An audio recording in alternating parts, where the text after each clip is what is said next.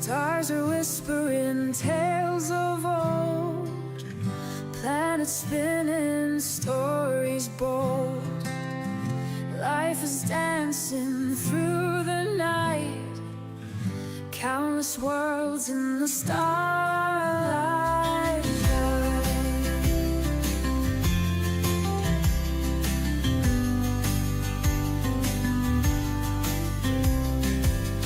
Galaxies full of mystery, infinite in their history.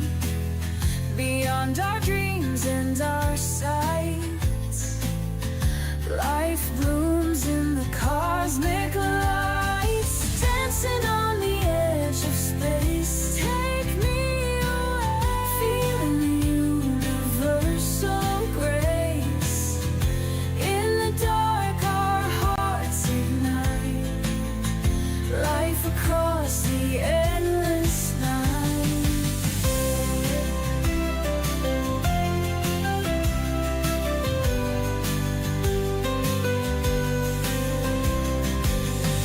Nebulas with colors bright, birth new wonders in the light. Comets trail their sparkling tears, life endures through the years. In the silence of the void, every heartbeat is enjoyed. From the depths and to the heights, life expands through cosmic night.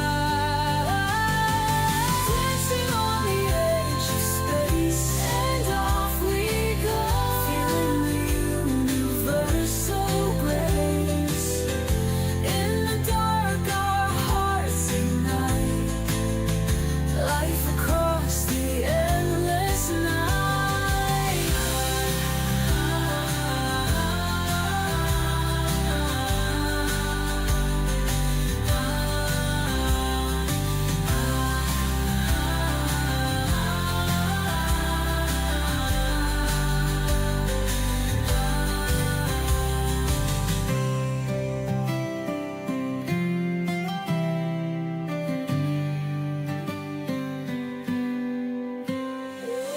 Dancing on the edge of space, and off we go, feeling the universal grace. In the dark our hearts ignite, life across the endless night.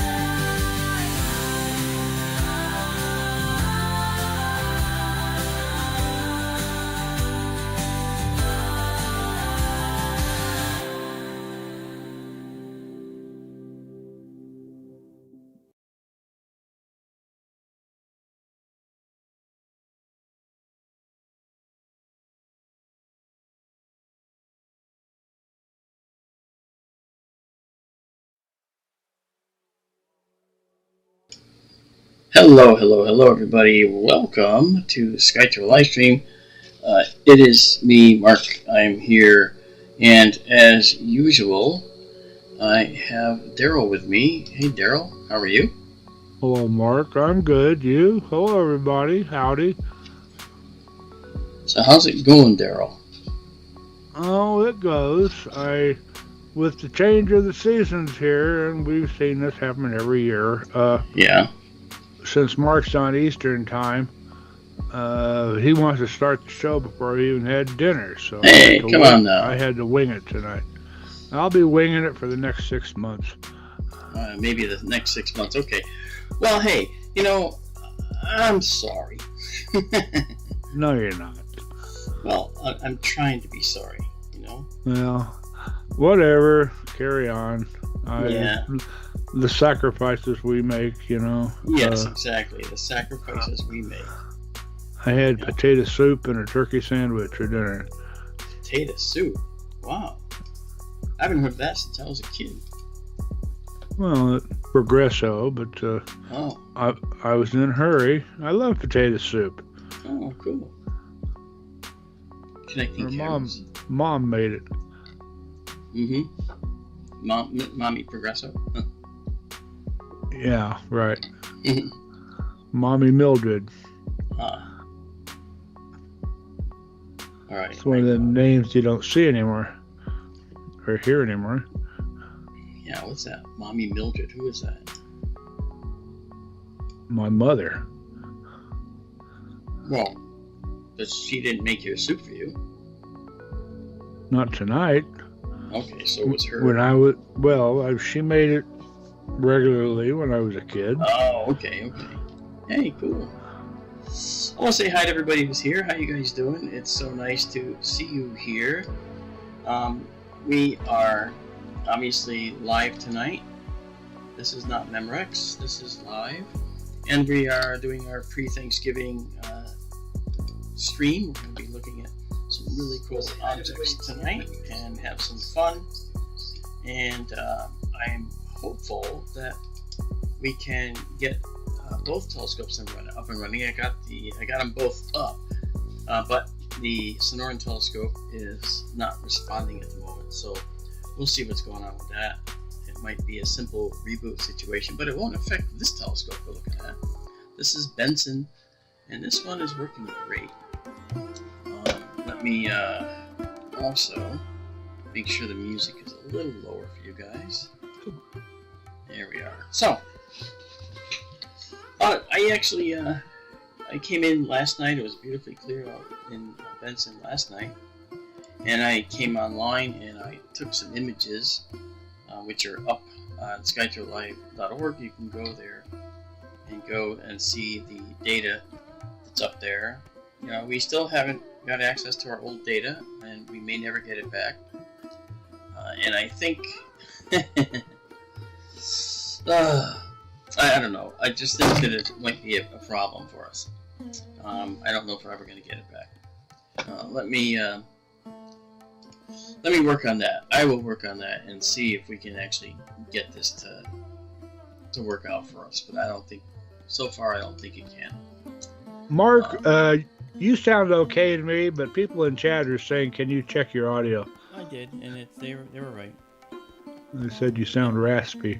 Well, I think it's because I was using a different mic. I didn't check. I didn't catch that mic had clipped over to the other. So now I should sound wonderful to everybody. Welcome to WSTLS, live from Benson, Arizona, and the Sonoran Desert, via Connecticut. That should sound better, guys. Let me know. Yeah. Okay. So. Sounds very professional, as Steve Martin once said. Professional. Yeah, Professional. It's professional. Yeah. What was it? That was The Man with Two Brains, if I remember right. Oh yeah, that's right. That's a funny movie. He was married to Catherine Douglas. Is that her name? Catherine Turner. Okay, Catherine Turner. Yeah. Wow. Well. Okay. So here's. We're just getting the telescope. First of all, it's been open for a little while, but you may wonder why we're just sitting here doing nothing. Well, the answer is because we let the telescope get acclimated to the weather out there. Out in Benson, the temperature in the building is 16.5 Celsius. All right, and so when it gets acclimated, you'll notice the focus is going to be changing a little. See these stars? They should actually be very, very sharp pinpoints, and right now they're not. Okay, and you can see that. And we do have some wind out there. Tonight it's going to be somewhat windy, but I still want to show you some things. That's really cool, what I might look at tonight. But I want to say hi to everyone that's here, and I think that I'll start right at the top. Okay, I want to say hi to Don Kunzer. Donald Kunzer got here first. He said, "Is this live?" And it is. And Carl B is with us. Hey, Carl. Star Panda's here. Star Panda, what's up? And let's see. Oh yeah, he's got these things in the YouTube chat with these. It's got the @ signs for all their names. It kind of throws me off a little. Toner Low is with us. CND Boy's with us. Daisy and Zoe Amethyst are with us. Nice to see you guys. And I'm going to miss some people probably. Francis Palmer is with us. Hey, Francis, how are you? And then moving down the list. Oh my gosh, it's got. We've got. Oh, sorry guys, I'm trying to move it down. Oh, Al Santariga. I know Al. Al's a cool guy. Al's a Native American friend of mine in New York State, and he really gave me a really cool gift when we finished filming the alien movie we did over there. What was the name of that movie? Oh man, how can I not remember? I tell you, Invasion Hudson Valley. Alien Invasion Hudson Valley. Sorry. Yeah. Anyway, good to see you, Al. Thanks for dropping by. Chris Bowling's with us. Hey, Chris. Hope things are going well. Kurt's with us. Hey, Kurt. And Bonnie Stanley's with us. Bonnie, how are you? Keith Evans is here. And Cheryl Jones. Cheryl Jones is cool. If you guys don't know Cheryl, former CNN anchor, friend of mine, and I do Coast to Coast, and I just did it with her. And we're going to actually broadcast that. And I think that's the 28th. And I can't remember, Karen and Cheryl, if we're doing the second or third hour. I can't remember. I'm sure you can tell us, but so good to see you, Cheryl. And then Karen Belmont's with us. Hi, Cheryl. Yeah, and Cosmic Ray's with us. Cheryl's she's an investigative reporter, and she takes no prisoners, I gotta tell you. Yeah, I absolutely love this woman. She's unbelievable. And I'm not saying it just because she's here. I mean, it's true. You know, I've witnessed her in action. So she's pretty damn awesome. Anyway, Cosmic Ray's with us. How you doing? First girl I ever kissed was named Cheryl. How about that? I was about 5 years old. She was just so cute, I couldn't help myself. I grabbed her and gave her a big old smack on the lips. And did she slap you? No. Okay, good. She looked shocked, but Oh, that's funny. we were playing down in the basement. Oh, cool. Lysandria's here. That's nice. Lysandria has a class, and I'm looking forward to teaching her astronomy class via remote, like we're doing now. And as I said, we're waiting for the telescope to acclimatize, to acclimate. It takes a little while for the telescope to come down the temperature. And Mindfork, that's Chris. How you doing? Mindfork's with us. Yeah. And Andy Two Dogs, how you doing, brother? And let's see. I know I missed somebody. I knew I was looking. I wanted to say something. Who was that? Oh, Kathy Lawrence. Kathy's in the Santan Valley. Hey, guess what, Kathy? Our Sonoran telescope is based in Mesa. Okay, that's where our so-called home office is. We're a nonprofit, and none of us take a salary. This is all for the love of science, you know. And so we do that like this because we just love what we do. I'm going to start up a couple other things here that we're going to need for tonight. We have a few clouds in Benson, and the telescope out in the Sonoran right now is not responding, so I'm afraid I'm going to have to just I'll reboot the machine. I'm going to just shut it all down and close up and do all that. Just reboot everything, and that'll be probably the best thing to do. All right, and then I'll start it over. Anyway, Second picture down on the left, is that the moon I see over the top of the building? yes, it is. We can probably look at that. Okay. Yeah, so why don't we do that while we're waiting? Okay. I'm just going to try something here. I'm going to see which way I can go with the focus. Usually, this... Yeah, okay, that may have brought it a little better. Okay. All right, here's what I'm going to do. I'm doing 5 things at once, guys, so pardon me for this. I'm going to restart the computer out in the desert. Not this one. Okay, so this one's on its way to restarting. So that said, now let's go here. We've got this guy up and running. And what I'll do is I will connect the telescope here. And it's this, and this, and that. There we go. What's Groose? What do you mean, what's Groose? The constellation figure you're showing there at the bottom center, Groose. It looks like a stork. Close. I think it's a crane, if I remember Yeah, right. it's a crane here. See it? Yeah. What's Yeah, the difference Groose between a is- stork and a crane? Yeah, I don't know. Much? Little? I'm not sure. Yeah, and this is, of course, as you know, the Helix Nebula. I'm gonna actually showcase a little bit of what we're seeing with our cameras out there, our all-sky, because I would like to, if you pay attention to the upper image there, I'm gonna move up in the sky here, and you can see, it might be tricky to see, but as long as you're on 1080p you can see it.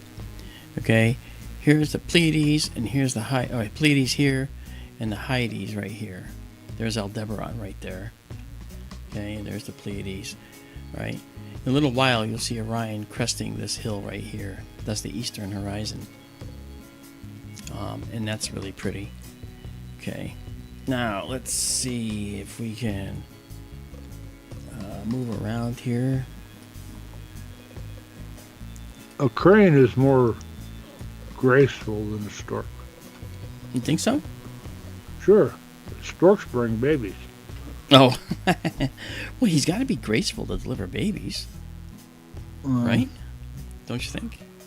I don't know. Storks are bigger. They probably carry more weight than a crane I could. guess that's also true. All right, let's try.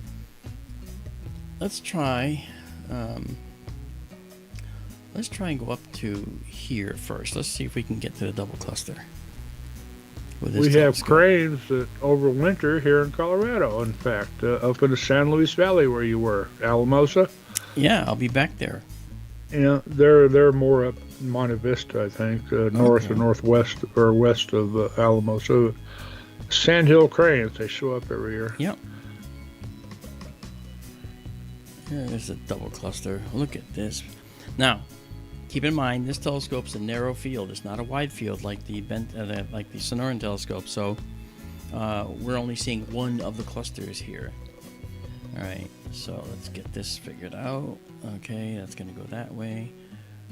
I'll move it up and center it in the frame. I can actually tell it to tell me where we are, what we're looking at. And we have that there, and we're going to put that in the center of the view. And we'll set that as the target name.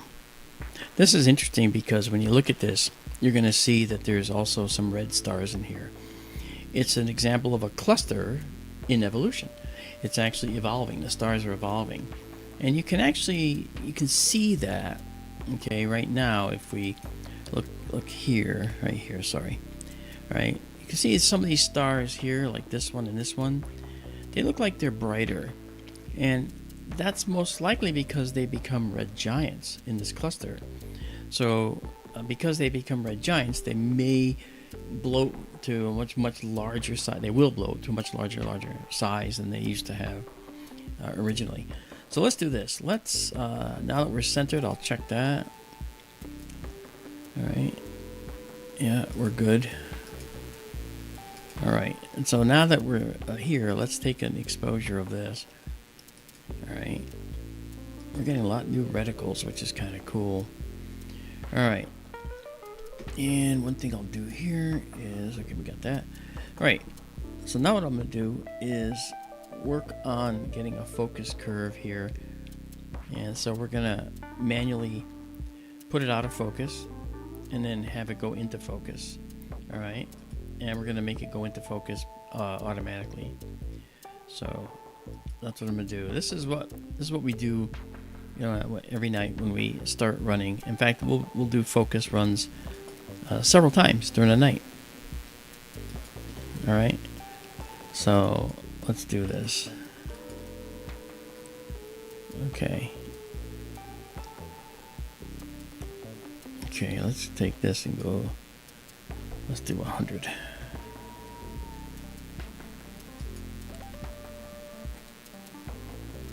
Alright, and get it down close, and then we're going to start the focus run.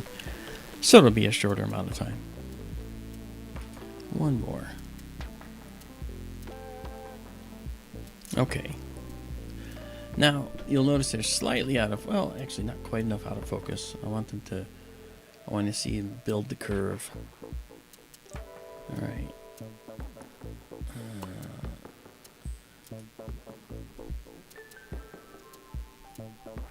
If you guys like what you see, as the night moves on, you might want to consider going to skytourlive.org, where you can download all the images free that we take tonight.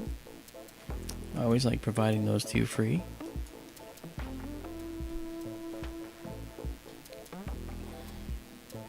I did a show on a show called War Room earlier with Kristan T. Harris, and a bunch of new people subscribed. As a result, it was very nice. We were talking about 3i Atlas. I mean, for those that know, 3i Atlas is very likely a comet. Now, every scientist, even Avi Loeb, said it's probably a comet, but we can't ignore the oddities in this comet. And he's right about that. He's absolutely right. And I never once doubted that. Okay? All right, we're going to stop right now because this looks good. Yeah, this is good. Okay. The one thing I've wondered about 3i Atlas, everybody seems to be making a big deal out of its anti-tail. Yeah. And they talk like it's not the usual reason for an anti-tail, that it actually has a spike pointing toward the sun. You know, it's not a matter of angle to dangle that we're seeing it curve around from the side, so to speak, but that it actually looks like a spike pointing toward the sun. Yeah. Anyway, it's in the morning sky right now, and in Virgo, I think. Yep, it is actually. We're gonna look at it at some point. I think it's gonna get nearest to Jupiter. Gosh, up in March, right?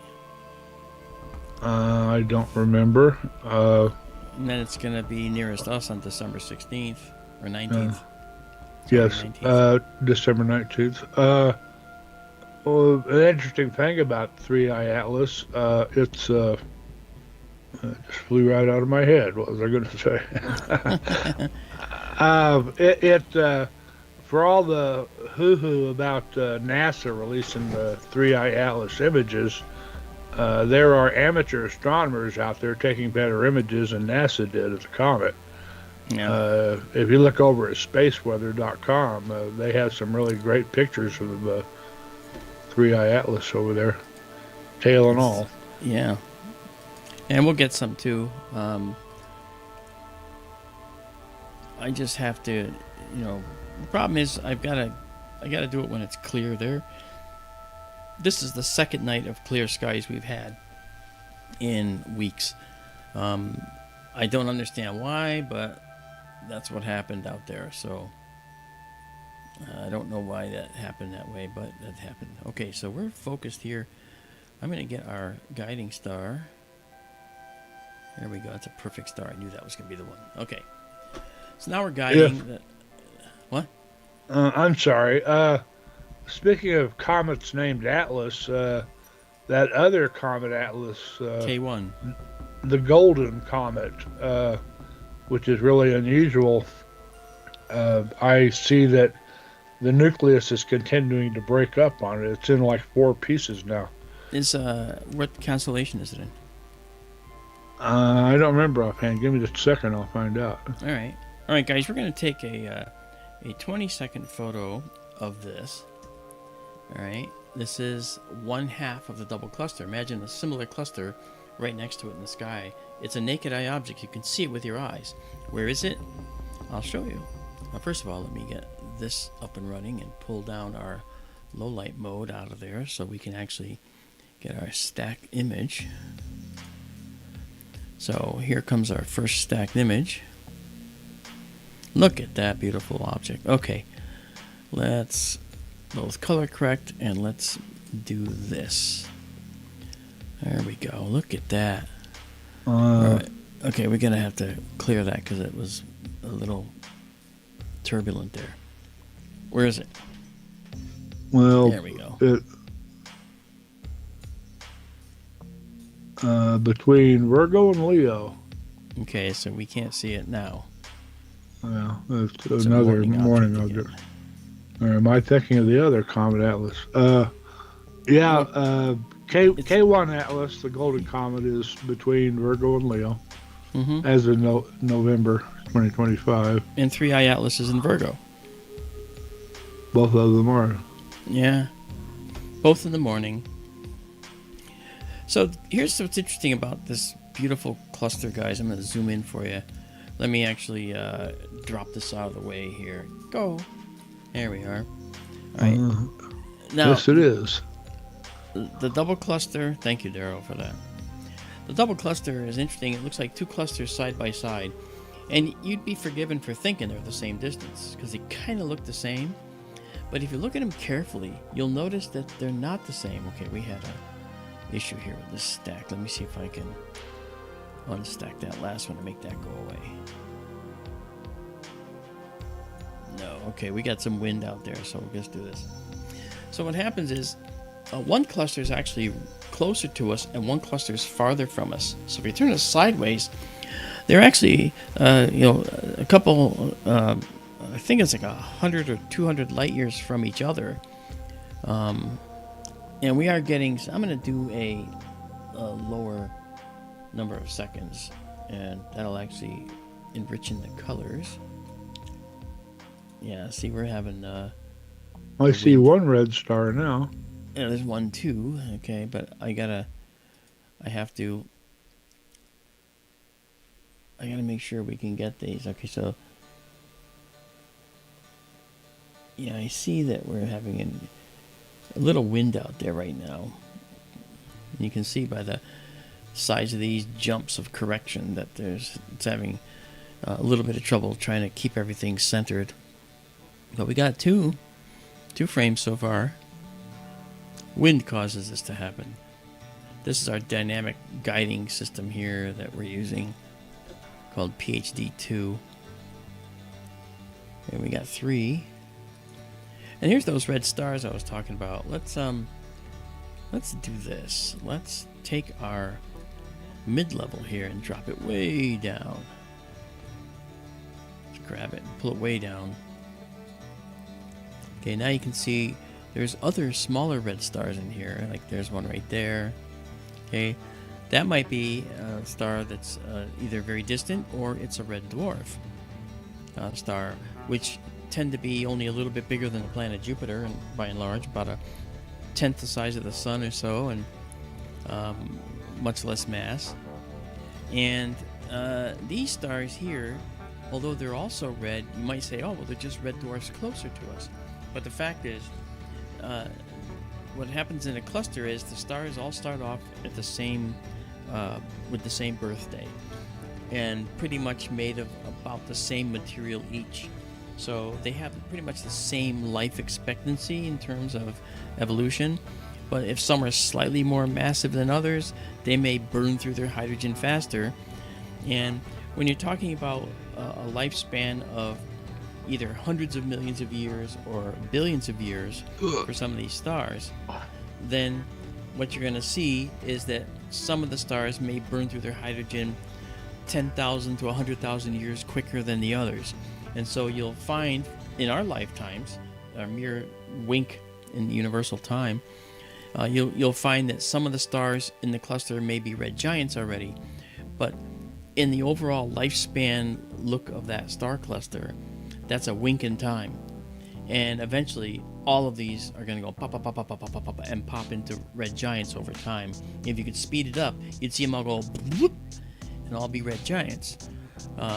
and some will then become white dwarfs and with planetary nebulae.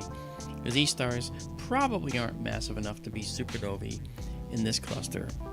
And that's only just from looking at the data on it. I haven't really confirmed that for sure. So can't tell you for sure. Two kinds of red giants. I was waiting for you to finish that. Oh, well, there's the ones that are, like sun-sized or maybe a little bigger. They eventually go off the main sequence and become red giants, and then they do their thing and turn into planetary nebulas and such. Then there are red supergiants, which used to be blue supergiants and turned red, and they just blow up. Supernovas. Yep. Yeah, the evolution of a star is really interesting, and I know I've said this before, but when I was getting my astronomy degree, one of the things we had to do was actually build a star computationally and make it work at all the different layers to have a functional, stable, hydrostatically equalized star that was in full equilibrium. And it was actually kind of tough, to say the least. So that said, learning the evolution of a star and how it works from the very beginnings of its origin to the end is really a fascinating topic. And so when Daryl says there's two kinds of red giants, he's right. Stars that are like the sun, they swell into a red giant when they run out of hydrogen, and it's a somewhat complex reason for that. The core contracts because it no longer is producing enough energy, so the weight of the star over it is pressing down, causing the core to contract. But as it does, it makes it get hotter, and that extra heat pushes out radiation, which blows up the star and makes it a red giant. And that is one of the things that happens. The other thing that happens is that the star, after going through a phase where it might make helium into carbon, will then contract again and go into a white dwarf. And during that whole time, it's puffing off its outer layers and pushing them off into space in this spherical pattern around it sometimes. And sometimes it's called bipolar. It has nodes at the top and bottom, or left and right, or lobes, because the equatorial regions are pushing material away faster than the poles, kind of a thing. So it makes sort of an oblate looking thing. Dumbbell Nebula is an example. The Helix Nebula is not. That's an example of one that's actually more evenly distributing material around it. But what's in the middle is bright blue, and that's a white dwarf. Maybe we can go look at that because it's really high in the sky right now. And it's pretty good.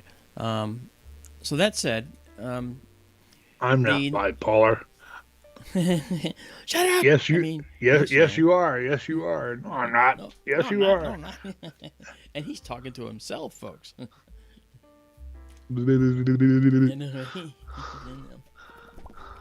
Yeah. So this is one half of the double cluster, and so we're seeing some stellar evolution going on in here with this. There's these red stars here, and these aren't the only red stars in here. There's more. If we move around, you'll see them. All right, but it's really a beautiful cluster, and we've got 28 here that we've done. That's enough for now. We'll save these. And when I say save, and then save exactly as seen, where are they going? Well, they're going up to a capture folder, and that capture folder will be visible at skytourlive.org.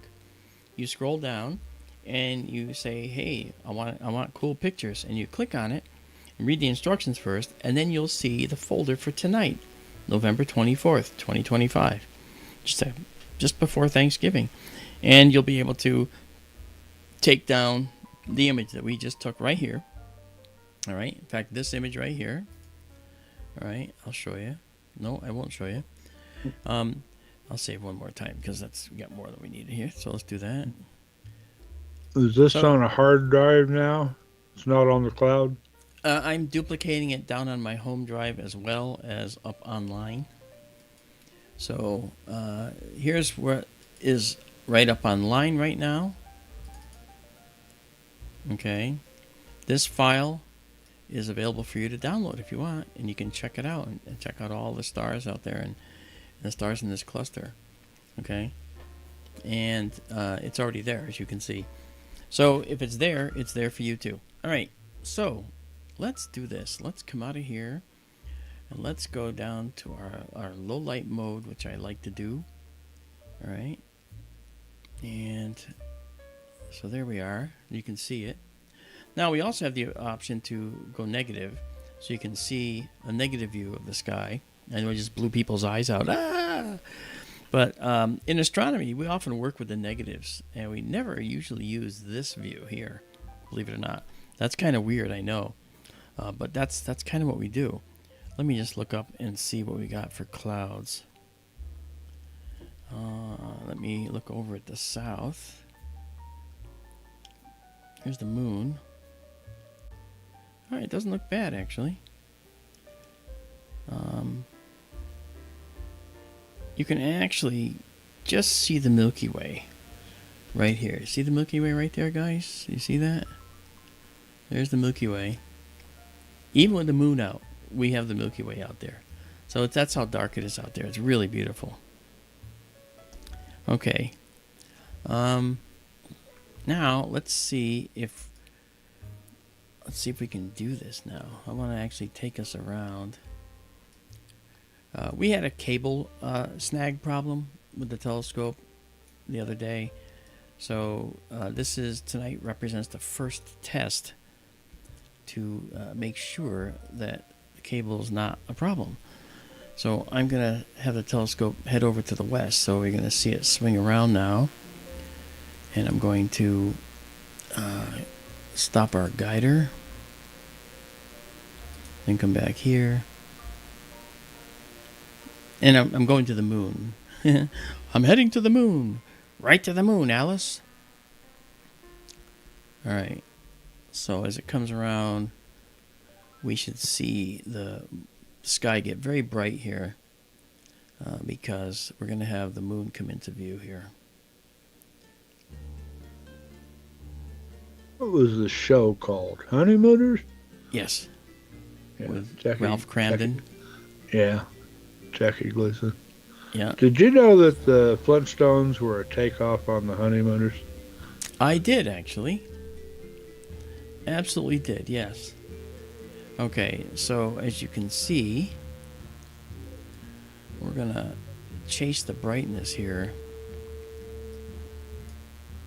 I see the focus is gone a little bit south on us, which is fine. Every time you flip the telescope around, it can get that way.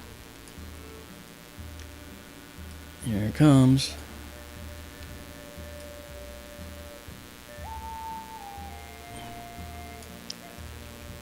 Alright. We still have stars. I gotta drop this down.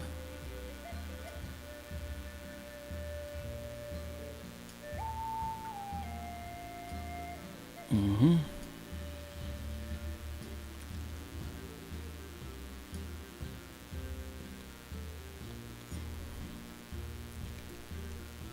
Alright, let's see now. What was her name? Vivian Vance? Yes. Or was that the woman on Lucy? Both. Didn't she do both? I don't think so. Ethel Merman? Was that Ethel Merman or was that the singer? That's the singer. Okay. Yeah. And by the way, guys, you see the moon right there? That's actually the dark side. That's the side that's unlit yet.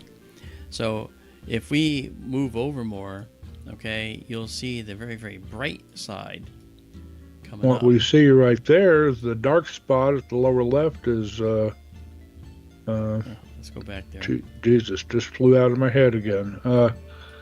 It's the darkest spot on the moon, and Right there. the name escapes me. Refresh my memory. The Well, bright that's- spot to its upper right is Aristarchus. That's right, Aristarchus and the brightest spot Herschel on the or moon. Herodotus. No. Oh well, Herschel. next to it, Herodotus. Herodotus, right? Okay, Yeah. but this is not Tsiolkovsky. That's on the other side. And the dark spot is. I'm having a brain lock here. Well, look it up. Meanwhile, we'll come over to the cratered side. My mind is going. I can feel it, Dave. Yeah. Dave, stop. Stop, Dave. Yes, 2001: A Space Odyssey. Okay, so here is the lit side of the moon. And I'm going to drop our gain on our sensor all the way down. It's not focused right now. Then I'm going to drop the view down to 250 milliseconds, and we're going to have to go substantially smaller than that. Okay, so we can do that now. And then we can actually refocus. Now, let's see, do we go positive on this? Let's find out. Well, yes, we come do. on. All right. Well, look it up. I am. Oh, okay. You ask it a simple question, it gives you a complicated answer. See, what's the darkest spot on the moon? I'm sure that's how you said it. Yeah, and it wouldn't answer it. It says the dark side of the moon, or starts. There is no doing dark side of the moon. other- Of course. Yeah. All right, so I'll bring this in now, guys. A little more control here. Yeah.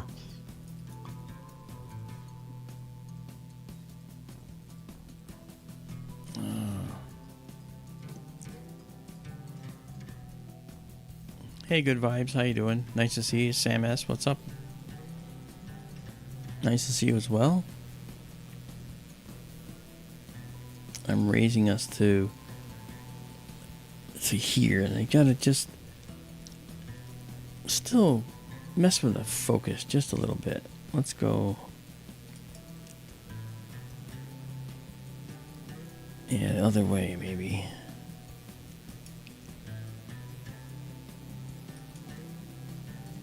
Mm-hmm. Hi, Cherry. How are you? David Mason's here. Hey, David. He says Barney Rubble is a great actor. Hey, Fred. Fun. Yeah. Here we go. Thank you, Sam's. It was Audrey Meadows. Oh, Played Audrey Alice on Meadows, the- That's right. I remember. See, when you hear the name, you know it immediately. And you say, well, duh, of course, right? Yeah. Yeah. Yeah, so we're looking at the moon right there. That's pretty good. Now, what I'll do is I'm going to come in here and center this up. Bring in our field of view indicator so I can show you. This is really what we're seeing right here, okay? We're only seeing about this much, you know?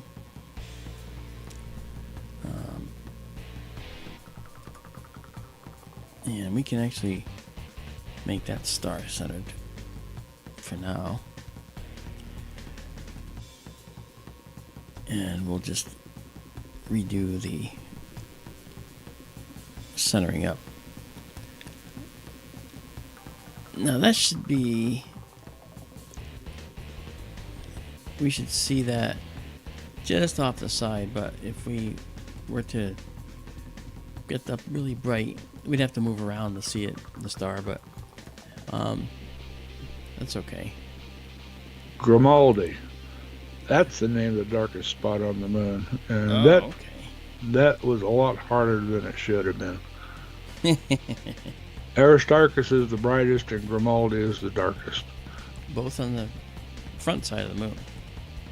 Yes. And they're actually relatively close to each other. And yeah, in a sense they are.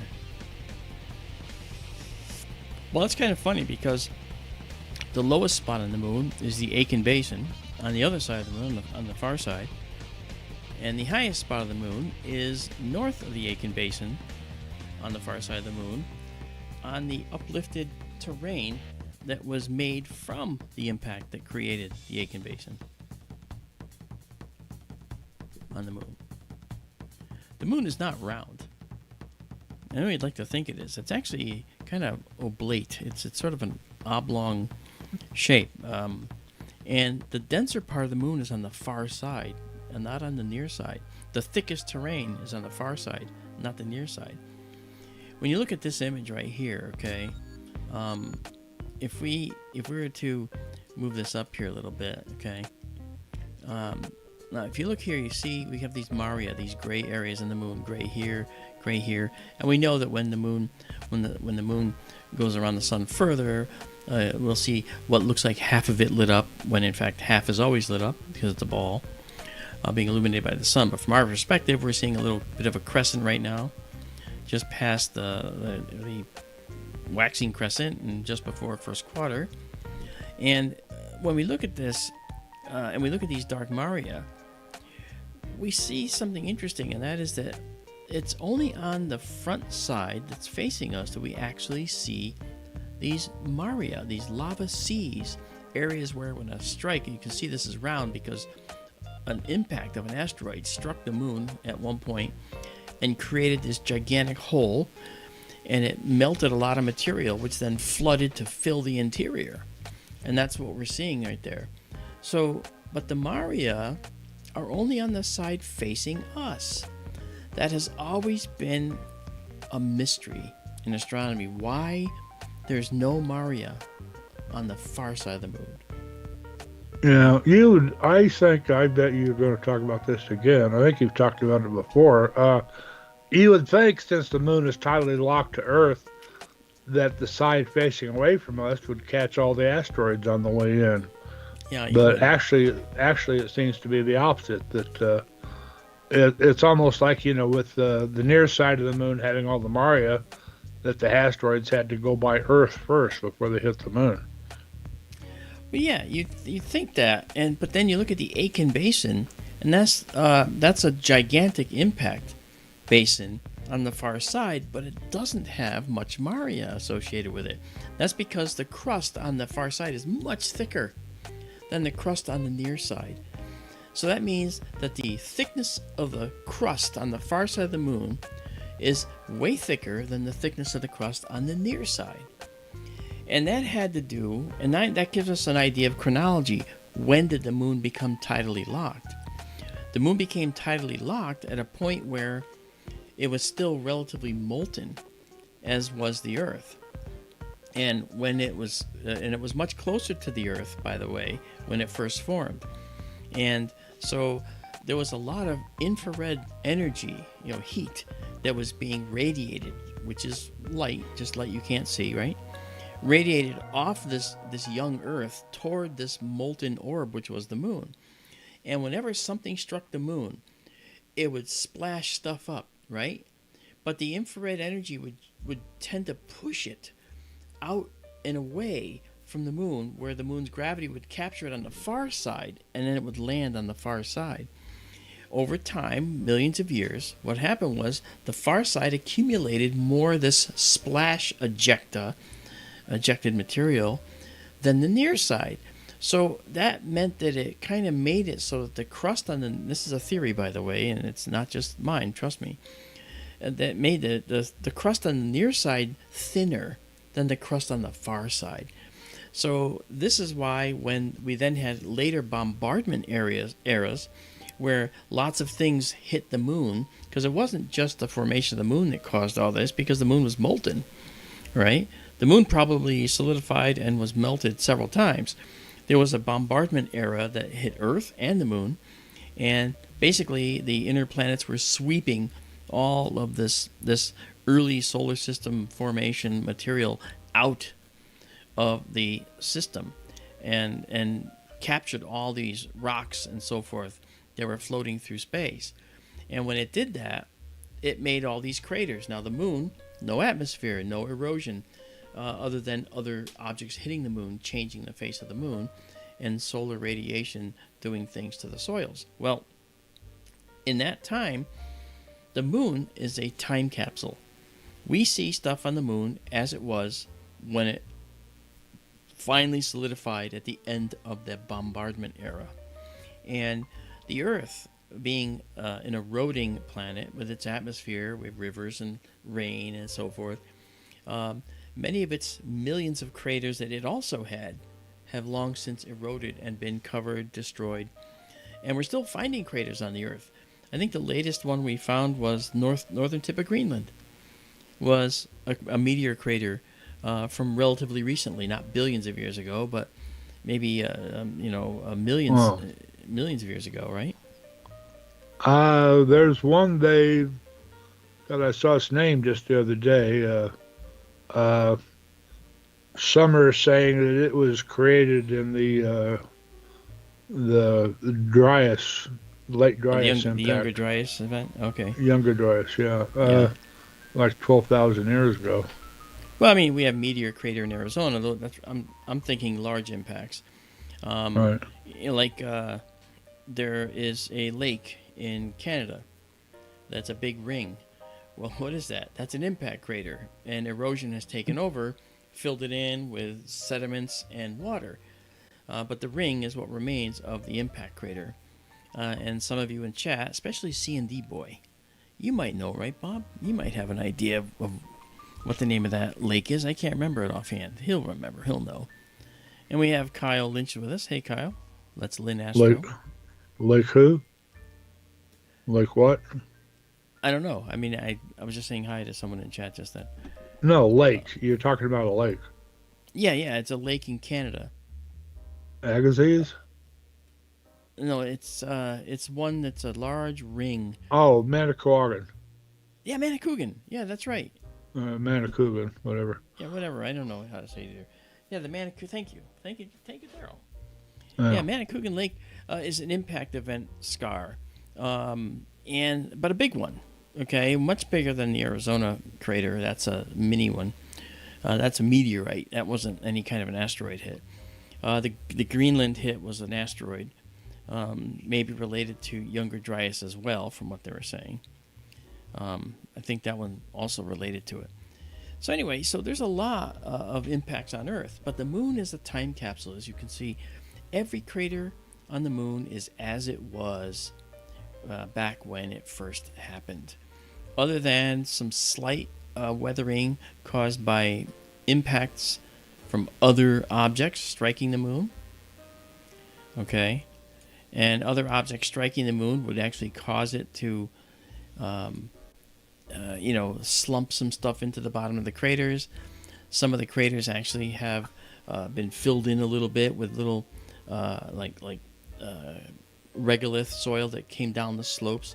You see things that have rolled down crater walls on the moon and in valleys.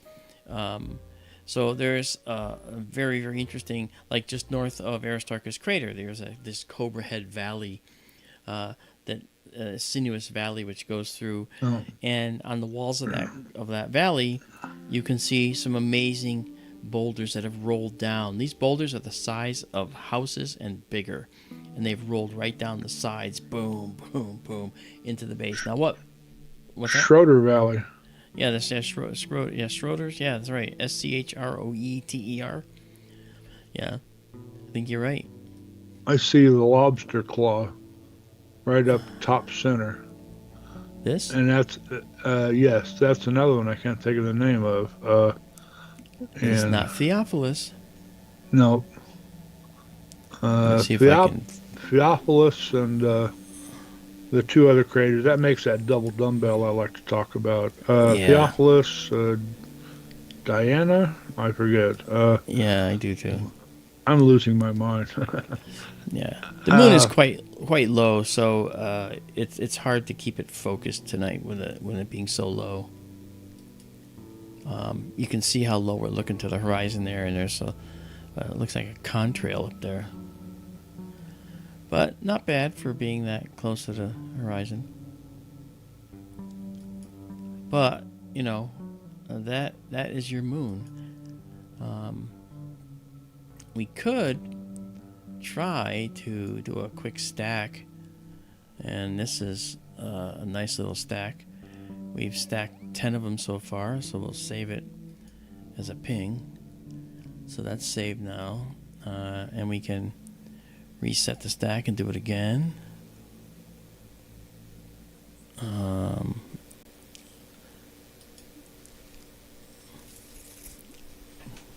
So we're cutting through turbulent air on the horizon down there. But that's all right. So that's cool. So let's see now what else we can see since we're pointing in that direction.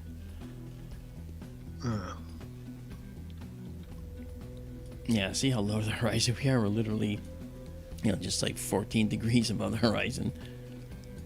So it's really low. However, I want to go check this out while we're here. Oh, that's the Saturn Nebula. I did look at this last time. It does have a really interesting look. So let me do this. Let's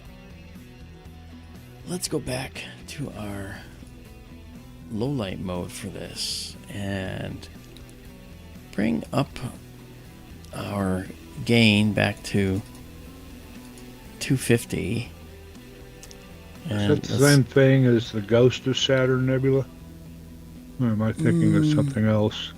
Might be thinking of something else. Okay. Sharon and Katie asks, why are smaller craters deeper and larger craters more shallow? Seems to me it should be the opposite. You want me to answer or do you want to answer? Go ahead. So, craters are all different depths. The bigger craters are deeper, typically. But it's an illusion because the bigger craters are usually what are called complex craters. And they look like they're shallower because they have flat bottoms. That just means they punch deeper into the ground and allow lava to flood their interiors. But they're still deeper.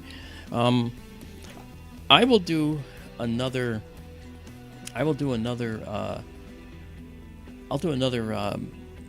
stream on the Lunar Reconnaissance Orbiter Quick Map system, because there you can actually measure the craters and literally see how the depths of the craters and the maria around them are actually very different from each other. And you'll see that it's actually an illusion that you're looking at. It's all illusory, which is kind of weird. All right, let's see now. We're gonna go to the Saturn Nebula. Let me focus on this here. I haven't seen this in this. This will be kind of cool. So let's go up there. It shouldn't move very much. You'll see the crosshair come right in. There it is, right there. All right. So we just have to bring it into the view. Here it comes.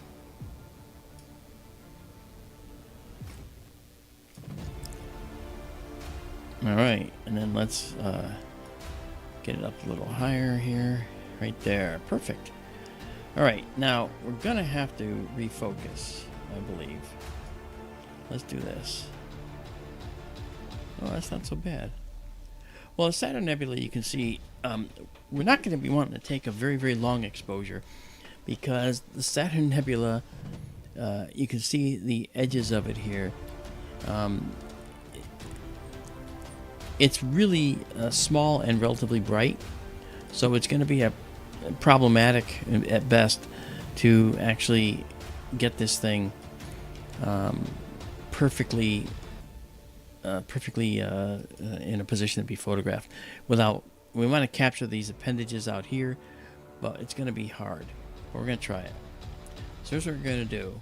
We're going to do a sequence here. First of all, let me see that we know. Let's see that this will tell us where we are. We should have a little. It should tell us where we are. If it doesn't know it, it's because there's not quite enough stars. Yeah. So I'm going to take a quick 5-second shot to add some more stars. And then when I do it, it'll know where it is. Just needs more stars to key on. Because what's happening is it's going to tell us exactly where we are. So now we should know. So now we should see this line. There we are. NGC 7009 Saturn Nebula. It's a planetary nebula.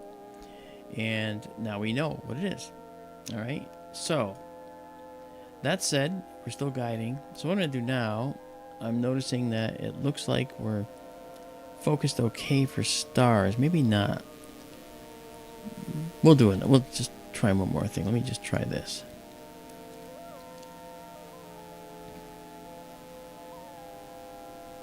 Oh, I'm in 5 seconds. My apologies. All right, back to this. Interesting that it seems to be mimicking Saturn especially well at the moment, and that the rings are edge on both of them. Yeah, that's true. That's so true. All right, well let's just try a 4-second shot of this, but stacked. Now, by stacking it, we're gonna see that it's gonna be more detailed than what we expect. All right.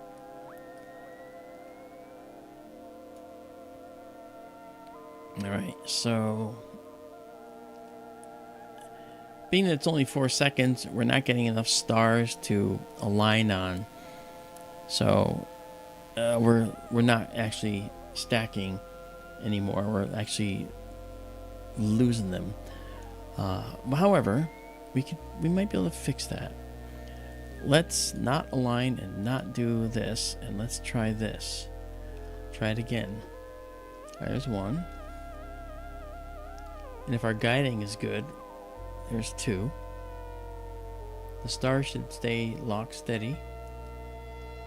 We can ignore some of the detail things. So there's 4.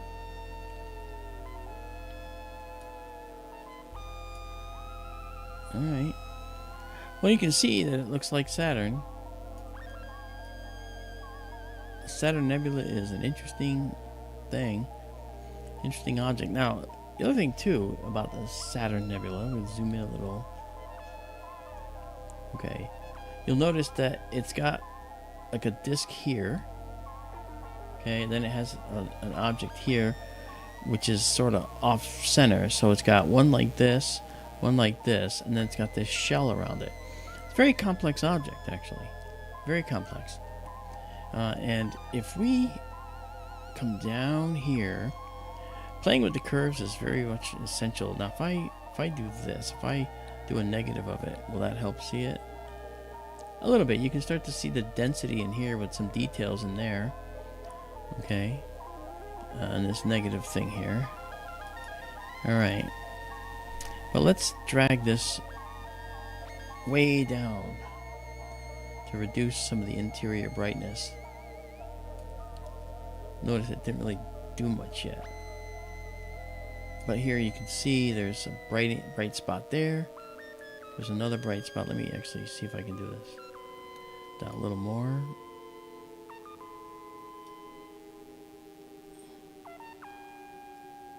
Yeah. So you can see some more detail in there. We've got 22 images taken here of a 4-second object. But you see the details showing up in here. That's pretty neat. Let me look at... let's do this guy. He's got to check something. Good, we're all right. All right. So there's the Saturn Nebula. I mean, I'll take it and see if we can pull out any more detail from it.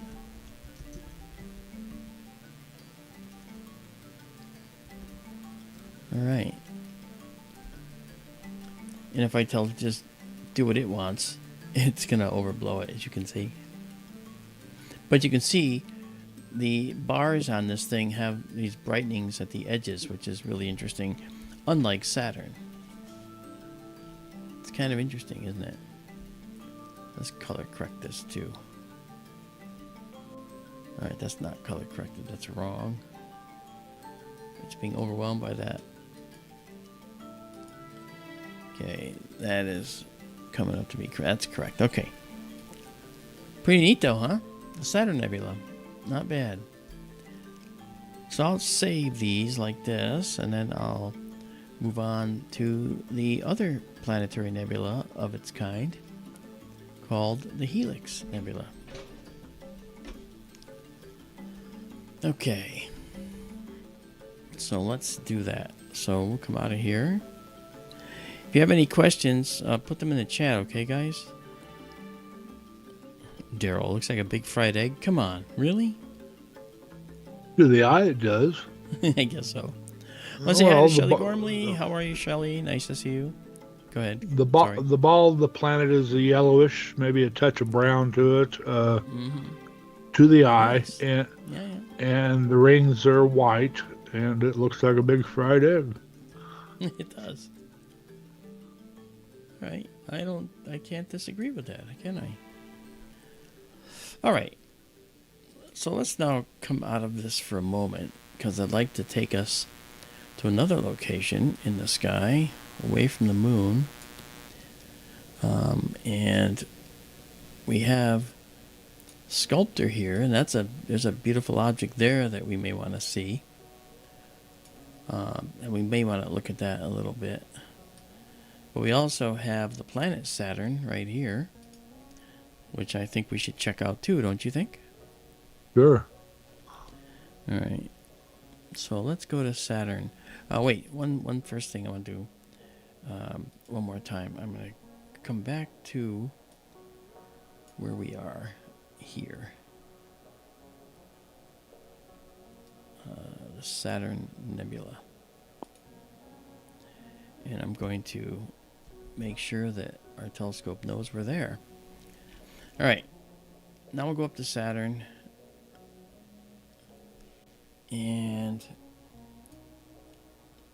I also want to go in Aquarius here, and I want to run down to the helix as well. Should we do the helix first, or should we do Saturn first? What do you think? Saturn. Okay. I mean, well, you've got the Saturn Nebula in view right I know, now. you're right. Might as well, right? You're right. All right. So let's go up there. So you watch the telescope's going to move now. There it goes. And moving up to Saturn. Here it comes. And we should see it. There it goes. There it is. It's right up, just out of view. That alarm you're hearing is the guiding alarm saying, hey, I've got nothing to guide on. You're absolutely right.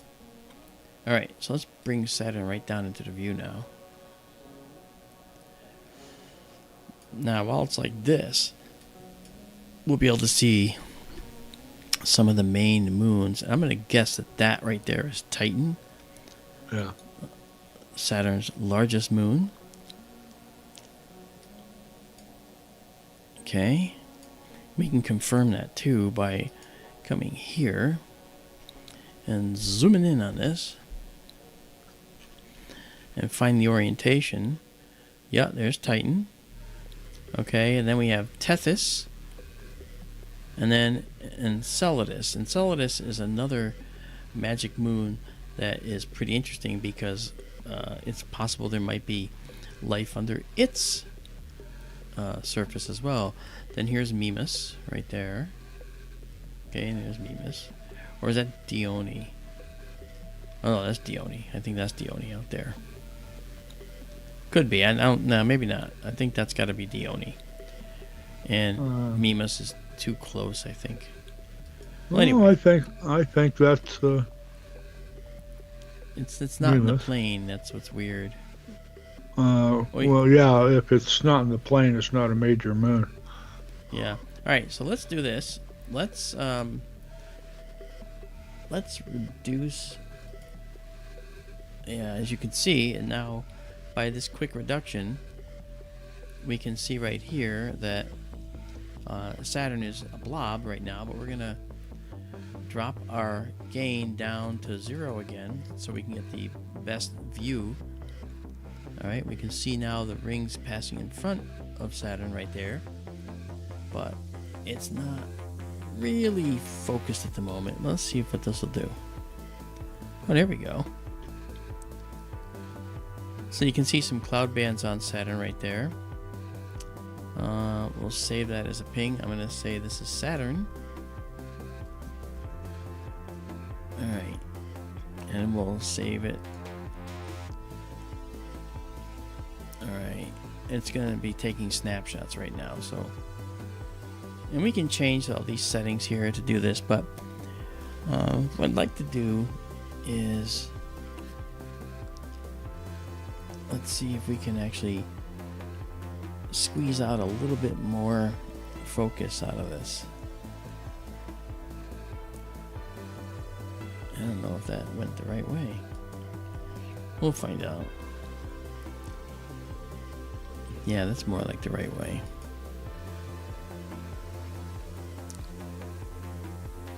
That's the other way. Okay, so we're kind of almost there.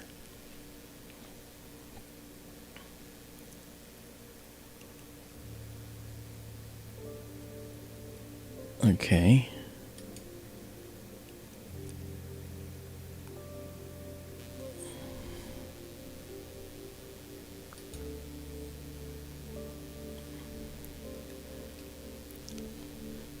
Let's see how this comes out.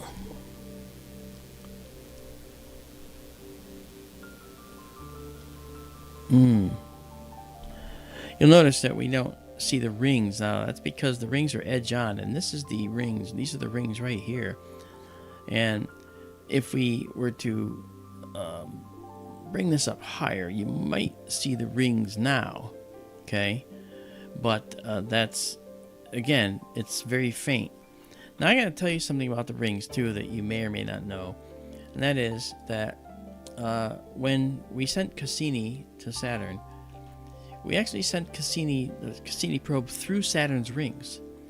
I think more than once. And although there was a mild potential for it hitting a particle going through these rings, it actually did not hit anything going through the rings at all.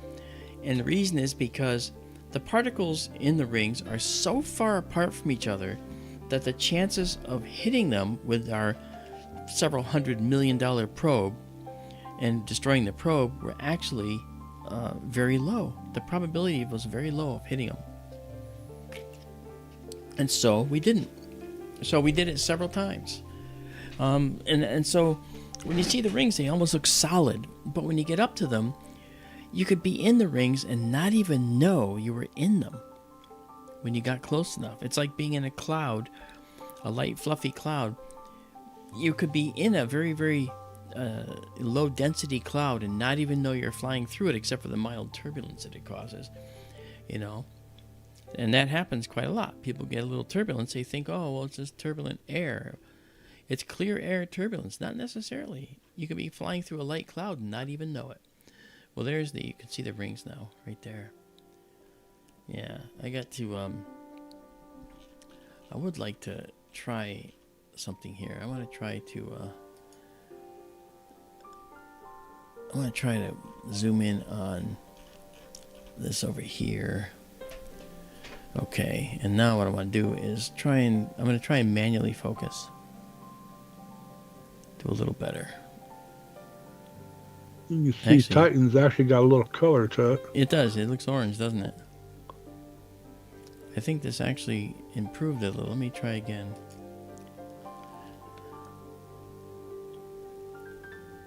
Yeah, look at the orange, huh? Yeah. That's a little less, so I'm going to come back. And we'll do 50 again. And let's go there. Try and refocus. That's a little wide. So come down.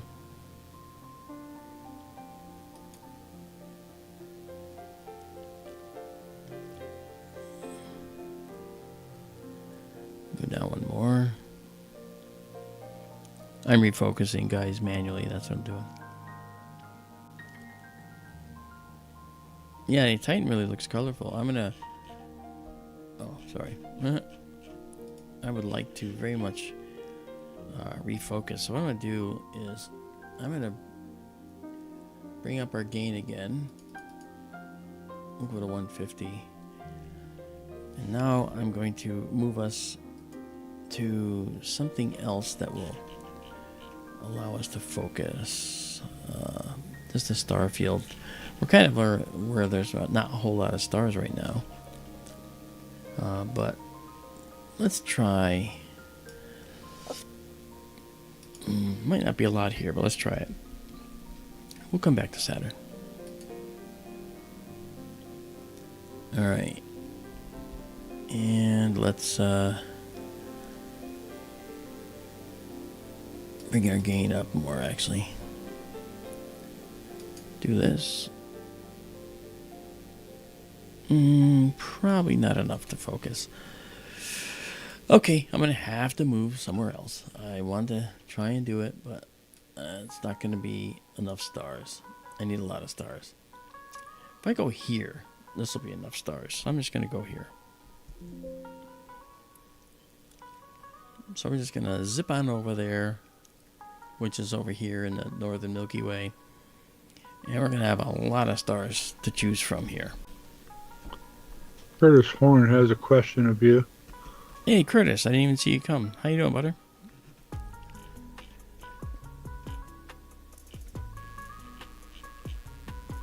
There it is. So, Mark, what do you think about the recent study that claimed that the redshift acceleration isn't real? Oh, you know what's funny, Curtis?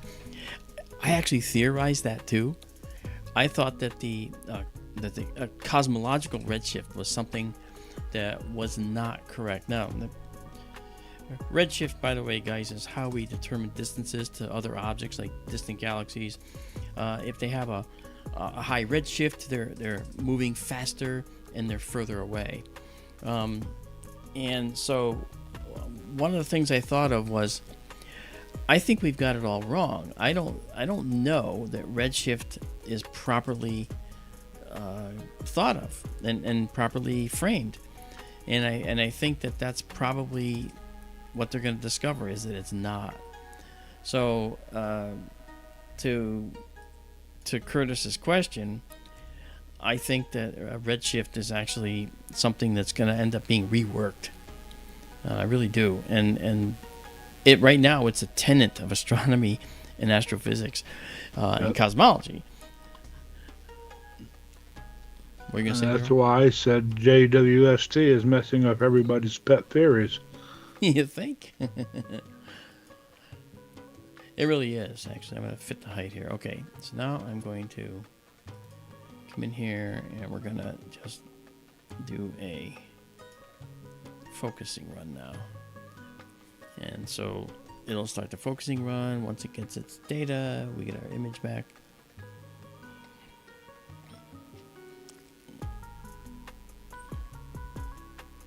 So that's my thought, Curtis. I was also pretty sure that redshift has been an extremely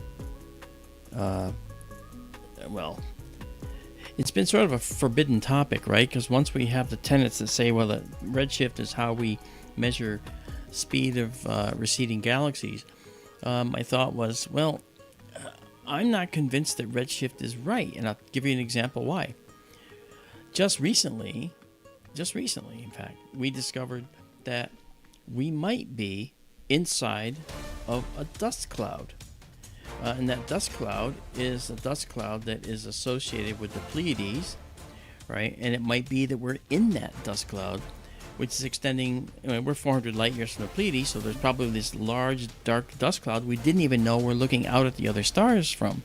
Now, right there, not knowing that there was this dust out there all this time messes up every single distance calculation to stars because their interstellar reddening is going to be higher.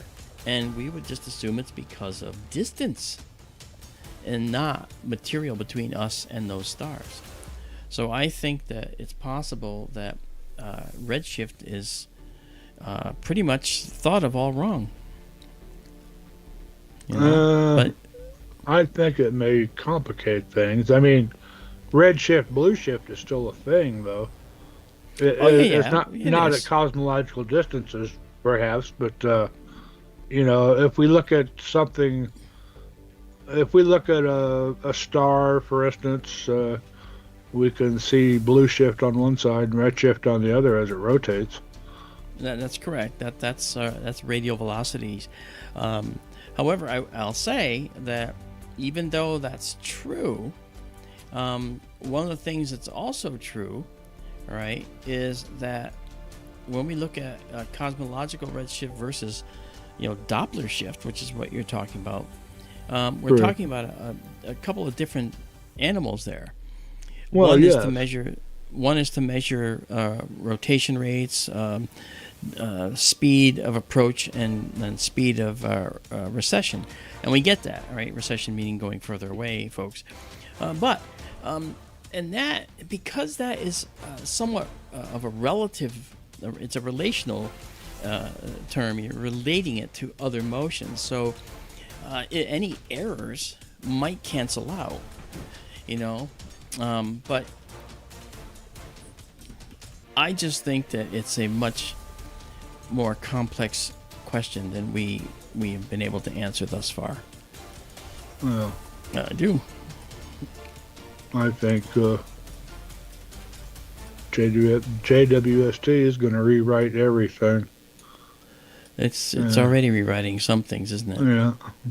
And a lot of That's cool. cosmologists are Yeah. going to be scratching their heads. They already are scratching their heads. Oh, yeah. All right, we're heading back to Saturn now. Here it is. I'm in a 2-second one again, sorry. I was wondering why it was slow to respond. All right, so I'm going to bring Saturn back down now. And we did a critical focus, and it looks pretty good. So I'm going to see what we can do now about getting a good image of Saturn. Why not? All right, I'm going to go down to now, take the gain down to 0. Oh, what happened there? Oh, duh, never mind. I figured out. Oh, okay, it's going to be this. Okay. And then we're going to drop this down. Let's do 50 milliseconds to start. Whoa. The moon. The moon just went by. The moon is on maneuvers. Okay. All right, so here we go. So now we're focused. And you can see that's much sharper there. All right, let's actually drop this down now and start increasing our exposure little by little. And start pulling in Saturn. Oh, look how thin that beautiful gossamer line is, huh? That's looking good. Now, let's try a stack here. Here we go. I don't see the line at all now. Look at that. I see it across the face of the planet. Yeah, you can see because it's right dark, there. I assume that's the ring shadow. Well, we're also looking at the rings, so it could be a combination. You're right. It's literally edge on, but look at, we've got these beautiful these beautiful cloud bands are now on there. Yeah. And I'm taking more snapshots of it, and I'll move them into the Saturn directory. Okay, so now let's try doing, it won't stack, but if we're guiding, we might be able to pull this off. So let's redo this. May I answer Donald Kunzer? Well, of course. Of course you can. Donald, how long will the rings be like that? Saturn takes about 29 and a half years to orbit the sun. That's a year on Saturn. And Saturn has an axial tilt just like the Earth does. Ours is about 23 and a half degrees, and I don't remember Saturn's offhand, but it's a similar number. The rings are on Saturn's equatorial plane. And because Saturn's years are 29 and a half times as long as ours, the seasons on Saturn are 29 and a half times as long. Where our seasons, let's round it up to just 30 years, okay? If our seasons last 3 months, well, theirs last about 7.5 years each season. Saturn is at equinox right now. That's why the rings appear to be edge on. When the rings start opening up again, it'll be moving away from equinox. It's right now on Saturn, it's spring/fall, okay, depending on which side of the planet you're on, top or bottom. It's spring or fall, and we see the rings edge on. As the planet continues its orbit around the sun, it's going to move away from equinox toward summer or winter on Saturn, at which time the rings will open up again. They will be at their maximum open when it is summer solstice or winter solstice on Saturn. And that'll be about 7.5 years from now at max opening. Hmm. I hope that makes sense. I'm sure it does. I thought it was already past equinox, but I think I read something just recently that said we're actually approaching ring minimum in the very near future, if not just like matter of days from now or days ago. Okay. I thought it had already happened. But it'll take about 7.5 years for the rings to move to wide open position, as big as we ever see them. I hope that makes sense. Yeah, it just always disappoints me when I see the edge on rings, and it's like, oh man, you know. Well, I have family members that say, "Show me Saturn, show me Saturn." Well, right now it's not going to look like much. There are tons of people on Reddit who have just gotten telescopes, and why don't I see the rings of Saturn? And beyond them buying very cheap telescopes, right. Yeah, they're, the rings are edge onto us right now, and it's going to be really hard to see it. Yeah, exactly. Let me do another planetary stack here. But if somebody buys a $100 telescope, they're not going to see much anytime. No, they're not. And I've gotten to where I quit commenting on such threads because they just hurt people's feelings. Well, you should just encourage them, but don't discourage them. Yeah. It's Reddit after all. Okay, well, I guess that's true.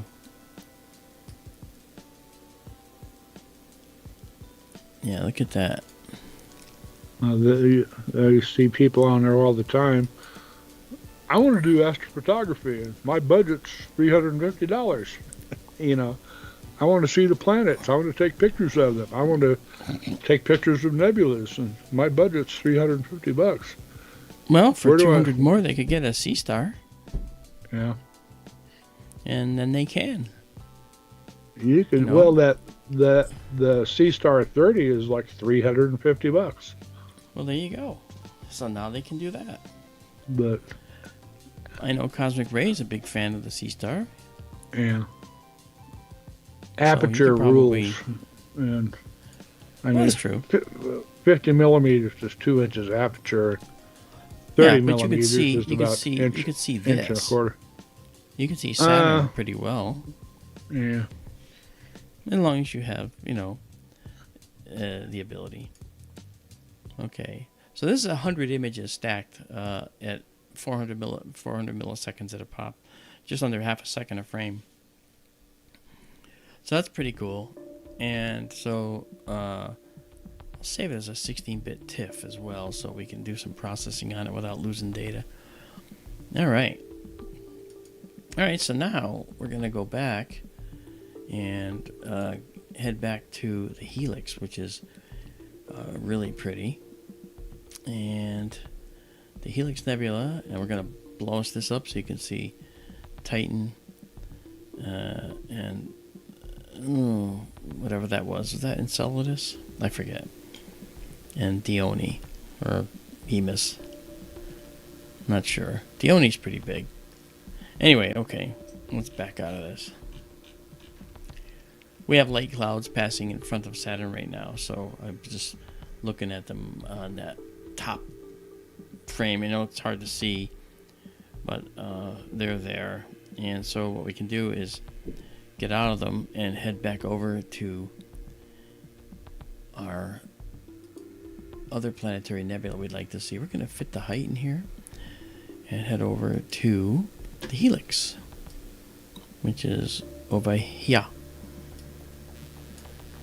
And then maybe we can do the Sculptor Galaxy. What do you think of that? Sure. All right, so let's go on down to the helix. Watch the telescope move.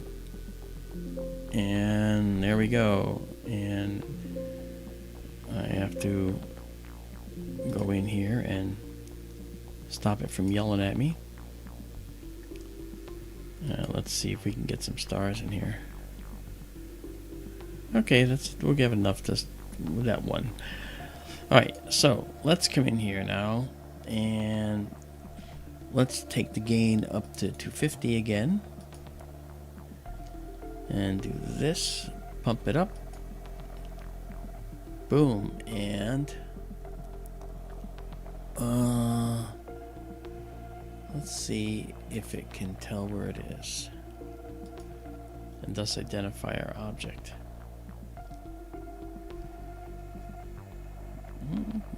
Might not. Okay, so let's do a 3-second exposure.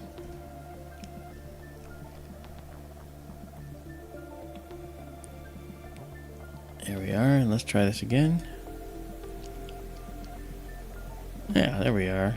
And of course, the helix there's the white dwarf, so there's the helix. You can see the shape. So we're going to move that over. And to do that, we're going to go back to a 1-second mode. That's the white dwarf in there. That's why it's blue.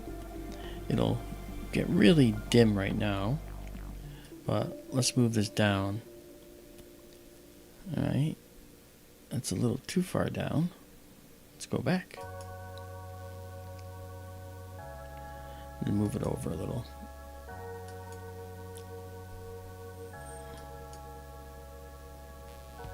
Okay, and up a little. Alright, I believe we're... Oh wait, is that it? Did I mess it up? Let me see. Sorry guys.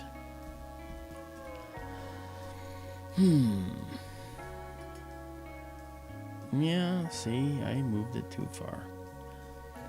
I'm sorry. So what I'll do is this. I'm going to move that out of the way. Just move this over.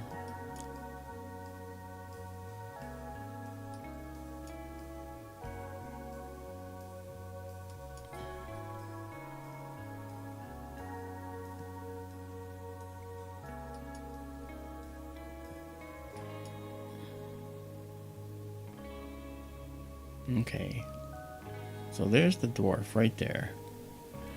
That's a white dwarf. That's why it's blue. It's very, very hot. Alright, we're looking at 30,000 Kelvin, which is a little bit more than 30,000 Celsius. Celsius and Kelvin scale differ by 273 degrees.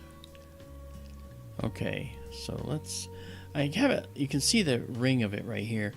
I have this edge a little close here, but I want you to see some of this stuff over here. But it's going to look odd, so I'm going to move it a little bit. Alright, we'll try this. Alright, that's it. Okay. You can really see the blue color right there. Yeah, I can very faintly see the whole thing. Yeah, because we're doing a 3-second exposure. So what I'm going to do is come in and start our guider. Let me get some stars.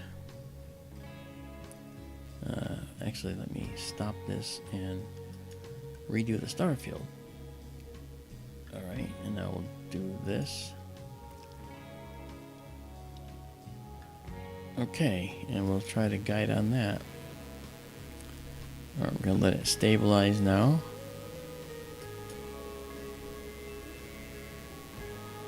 And we're going to go... We're going to do a 45-second photo. Because we want detail. Alright. So we're going to come out of this and prepare. We're going to prepare for our...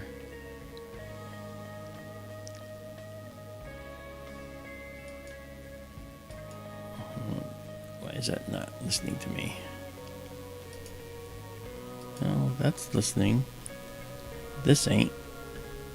Oh, duh. Okay. All right. So we're gonna live stack here. This is all good.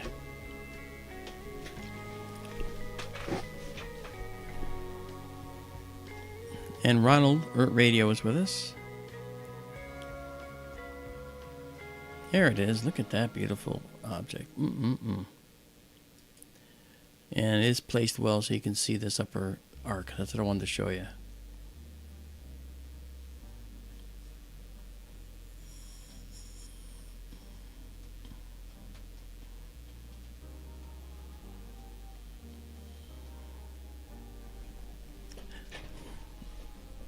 Thank you, Bob, for putting up our link. So this is gorgeous. This we might be seeing it through some light clouds, which is why it's looking a little hazy right now. But it might also be because of this here. Let's move the black level up to near the peak, which is what we do. Yeah, and let's color correct that. Here we go. Nice radial streaks already, Daryl. Yeah, I see that. All right, let's do this to give us a better image response. All right, so these red, green, and blue curves represent the RGB channel, red, green, and blue. This is the color channel. We can go down to black and white so you can see how people looked at the helix in the early days. They didn't know that they were looking at oxygen in here, which is the greenish blue, and the red being the hydrogen. They didn't know that until they actually took spectra. But when we do this and we show the colors, we immediately know where the oxygen is and where the hydrogen is, or other elements. Okay, if I turn off the unsharp mask for now. That's pretty. So what this does is, when this white curve is sort of like the average of our R, G, and B, and so we move this black level up to near the peak. We go past the peak and we start getting rid of data. See that? However, that can be useful, like if we back off a little bit and come to about here. Now you can see details in here that we'd missed. These radial streaks, these are called cometary nuclei, cometary streaks, cometary tails that they're called, these little ones like right there. Okay, and those tell us something about how this nebula formed and how this planetary nebula formed. This used to be a star, and that white dwarf is just the core of the remaining star that's been compressed down, and then has become so compressed that it's as hard as a billiard ball on its surface nearly, and it's made mostly of carbon and oxygen atoms. So this is probably a carbon-oxygen white dwarf, it's called. And the electrons from those atoms are free now to move around because it's so hot. And it's not doing any fusion anymore like stars do. So it's not creating energy the way stars create energy anymore. So what's happening is the electrons are packed so closely together that you can't compress it anymore. And because of the mass of the star, it's actually compressed to a certain point, and then those electrons are pushing back, preventing the star from being collapsed further. And that's called electron degeneracy pressure. A way to visualize it is, imagine a checkerboard and you put one electron in each square, and you can't put two electrons in each square. Once that's full, you can't squeeze it on any side to make it smaller, because that's as far down as it'll go. So that's what's happening in this star. That blue star right there is being held up, even though it wants to collapse further. It's being held up by this electron degeneracy pressure. Now, if we were to add mass to the white dwarf, that takes us down a different path. A couple of things that might change might be that if we add mass to the white dwarf, we might cause it to go supernova. Not supernova. It would be a 1A supernova if it had a companion, like a red giant next to it, and it was bleeding material onto the surface of the white dwarf. And that happens. And that's called a Type 1A supernova. And the Type 1A supernovae are remarkably the same. So we can use them to figure out distances to objects because of the fact that every Type 1 supernova, Type 1A supernova, has the same characteristics. So if we measure its brightness at a distance, we know what its brightness would be at what's called the absolute magnitude distance, which is a whole nother thing. And therefore we can tell the distance to it. So a Type 1A supernova in a galaxy can tell us immediately how far away the galaxy is. Pretty accurately, too. Well, how far to that supernova. You go to Stellarium for just a moment. Sure. I'm just curious what the distance to the helix is. I think it's 600 light years, isn't it? 277. Well, no, that's different. Let me get down here. Grab the helix.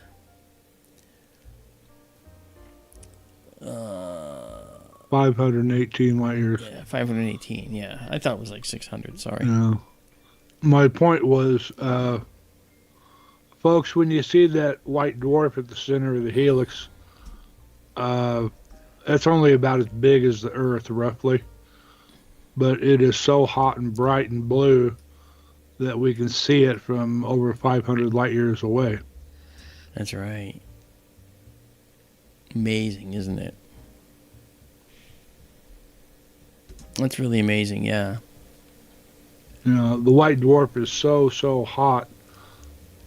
Its energy coming off of it is what's causing the gas around it to fluoresce like that. Yeah.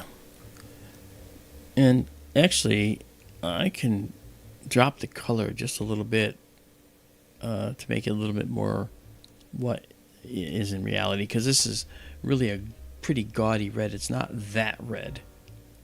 That implies a much denser nebula.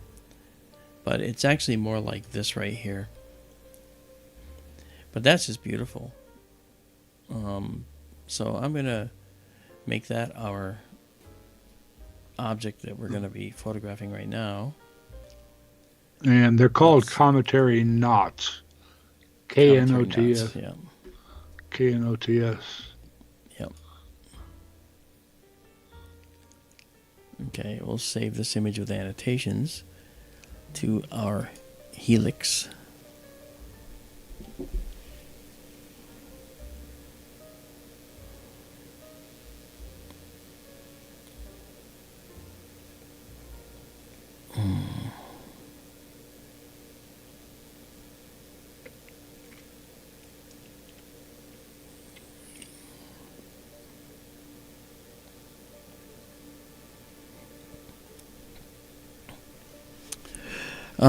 I also wanted to pass on that I'm on Coast to Coast, and it'll be Thanksgiving night into Friday morning.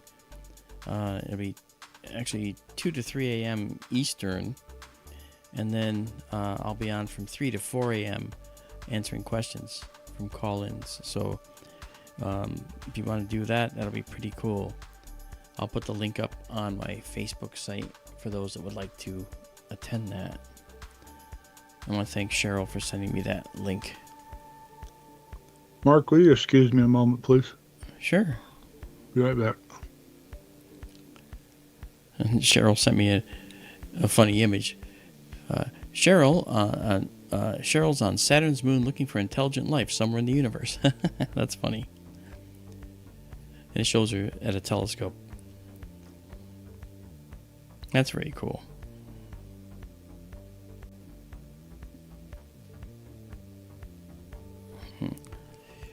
Hey folks, I just want to mention too, if you go to skytourlive.org, if you're looking for a cool Christmas gift, trust me, you can go to the Etsy store and order something. Yes, SkyTour shop. However, a cool gift would be to get a SkyTour Livestream t-shirt. It says SkyTourLive.org on the front, and on the back it has all the planets in a ring, and it says I need my space. And I included Pluto on there because Pluto's a planet. All right, so if you go to SkyTourLive.org for a $25 donation, you get a t-shirt. So when you fill out the form, you fill out your information, you'll automatically be eligible for a t-shirt immediately, and we'll get it to you. We'll hopefully be able to get it to you before Christmas. I'm sure we probably can. But they make great gifts. They're the small. Oh, they're so nice to wear, and the fabric is just beautiful. It's not that fabric which makes you itch. I hate that stuff. This is really soft, and I just wanted to share that with you. So, if you can, if you want, please consider helping us out. We are a nonprofit. I make nothing on this. I don't charge anybody. I don't take money for this. But help keep us going, because we're paying $400 a month to lease the building we're in here in Benson. $400 a month. Plus $120 a month for the Starlink, which you can see in the image. If I move this image around, you'll see it. And we're also paying $120 a month for the Starlink out in the Sonoran. So we've got a lot of expenses, but we're doing this because we want to bring you a unique and different take on astronomy and make it something that you can really, really enjoy. Okay, there's our Starlink antenna right there. Okay, you see it right there. Here's a telescope pointing up at the Helix Nebula, which is out this way. Okay, and the astronomer who's in the building next to us is not operating tonight, but we are. All right, so there we go. So t-shirts are $25, and for every $25 donation, you get yourself a t-shirt. And the shirts really are cool. I'll try to not do that. I'll try to dig up the photo for you so you can see what it looks like. I know I've got it. So this is beautiful. The Helix is coming out gorgeous, guys. Really, really nice. Let's see how many images we've got. We've got 17 images at 45 seconds an image. You can see right up here. 45 seconds an image. 17, as you can see right there. And we do have that white dwarf right there. That guy is between 25 and 35,000 Kelvin. It's not degrees Kelvin, it's Kelvin. That's the absolute scale right there. And it's like, ow, that's hot. But even though it's almost 600 light years away, as Daryl pointed out earlier, it's only the size of the Earth. Yet look how bright it is. It's as bright as some of these other stars. And that's because it's radiating so much energy. So stars, when they're actually operating normally in their lives, are emanating a tremendous amount of energy. And thus, when we see this, we're seeing the end state of a star's life, and it's still radiating enough energy to affect the environment around it. Look at this beautiful cometary knot developing right here. I'm going to zoom in on that. Look at that. Oh, that's really pretty. That's really, really pretty right there. You can see some others in here. Really something.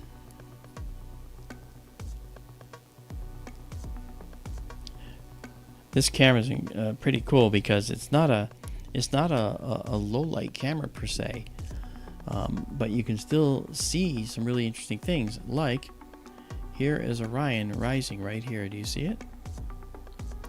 Let me just, while we're waiting, we'll increase the size of this for a moment. Let me come over here and do that. Ronald, Yeah. your question, how far is There's the Orion. ring from the star? Am I on? Yeah, you're on. Okay. Your question, how far is the ring from the star? I can't say exactly, but planetary nebulas, the white dwarfs are typically strong enough that they will light up any surrounding nebulosity to a light year or two or maybe three. That's about it. Yeah. I think latest information, they can go out to about 4 light years. So here you see, guys, you can see this is our security camera. You can see Orion rising here. Here's the belt. Here's the belt of Orion right here. There's the Orion Nebula, Orion's sword. There's Rigel. There's Betelgeuse. There's Bellatrix. And Safe is still below the horizon. Here is the V of the Hyades star cluster with Aldebaran in the middle. And there's the Pleiades. This is Taurus the Bull. This is Orion the Hunter. So this is what's coming, guys. Yeah. That's Auriga Really the charioteer over on Yeah. the left. Right here. Bright star is Capella. That's Capella right there. Yeah, yep, absolutely. When we get our all sky camera up here, it's gonna work a lot better than the one that we're kind of borrowing right now. We're kind of using another one. This is the one we're using. Let's see if it's updated. Yeah, you can kind of see the Milky Way. And there you can see in our security camera, it shows even better Orion, the Hyades, and the Pleiades. Yep, really cool. Neat. Okay, so we have probably over 20 now. 22. I will save this. Notice, Daryl, notice the commentary knot right here. It's really pronounced. See that? Yeah, vaguely. You are right on the edge of resolving all those lines, radial lines. I mean, there's hundreds of them. Yeah, you can just see that there's all these radial lines going this way, and you can see them here. We can see the coarse nature of it. Yeah, where that's just a little closer. Oh man. And we're actually seeing more detail down here than we have in the past. This is really nice. Wow. That'll make a nice object to see. In finality. Pretty. Alright, we're going to go to 25 on this one. That's one more exposure. And then we'll go to, I think, the Sculptor Galaxy. What do you think? Well, you're in the neighborhood. Yeah, that's for sure. Interesting. The image seemed to change just a moment ago, where at the inside edge of the reddish, where the radial lines or the cometary knots are, it looks Yeah. like the blue got darker in that area, I saw that. That's and over on the Believe it. opposite side also. yeah, that's interesting. I'm gonna have to look at that. First of all, I was telling people about if they want to give us, donate $25 at skytourlive.org, they'll get a T-shirt. But here's the shirt you're gonna get. Okay, you'll see that you actually have. Where are we here? We got this. All right, you'll get I Need My Space. There's Pluto, the planet that is actually a planet in my view, and skytourlive.org. So that's Damn yours straight. for $25 or a donation or more if you feel like it. And we could definitely use your help to defray the cost of what we do. Again, think about Christmas coming, so maybe that's something to do. Consider, But there you go, and then that's a fun That's a fun shirt to wear. I get so many comments on it, especially about Pluto. People say, like you just did, damn straight, Pluto's a planet. I get that all the time when I wear that shirt. Mm. Oh, I hear I hear people say to me, well, is Pluto still a planet? Yeah, well, officially no, but I say it is. And then they'll say, yeah, that's right. I grew up thinking Pluto was a planet. And I go, and you continue thinking it was a planet. All right. Give it a few years. I bet they start calling it a planet again. Actually, as a matter of fact, I bet you they will. All right, let's try this. We're going to get a little brighter. The argument that they don't call it a planet because it hasn't cleared its orbit. I think, hell, it's so far out there ain't a whole lot to clear, Well, there might be. And it does might be a have few several things. moons. Yes, It that's does. like 5 moons. Yeah. Charon, Nix, and forget the others. But yeah, there are plenty of moons around Pluto, and Sounds like people a will planet say, to well, me. yeah, and some people say, well, there's asteroids that have moons. No, actually, they're binary asteroids. They're asteroids that orbit each other, like Didymos and Dimorphos, which we used to do the dual asteroid rendezvous test, where we hit Dimorphos with a probe that moved its orbit a little bit. So I think that's pretty cool. Okay, we're at 28. I said I'd stop at 25, so here we go. So we're saving here. We're going to save exactly a scene.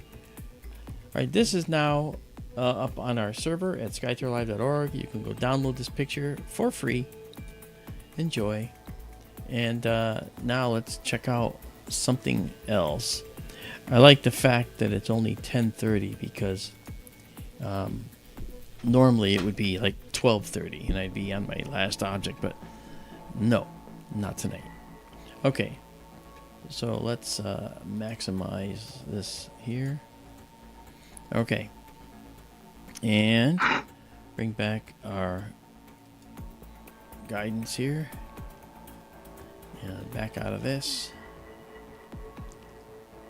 And I think I have the Sculptor Galaxy in here. Yeah, these all are beautiful. I'd love to show you those too. We'll see. Gambrinus Swan right now. Gambrinus 1110 asked a question. Can you describe the histogram? Oh, Gambrinus. Yeah, thank you for that. That's a great question.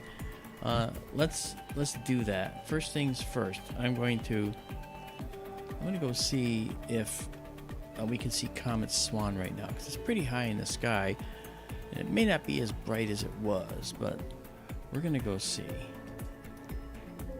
We'll stop this.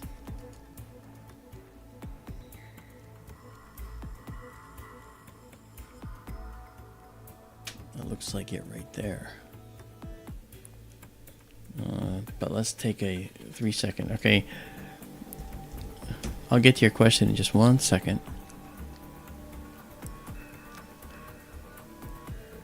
Yeah, it's right there. I think. I'll do another. Let's actually do this. And Marianne has a question of you. Yeah, Marianne. Who's that? Folks, Marianne is one of the other people in Skytour Livestream. She is one of 2 others. I guess. Was that it? Maybe?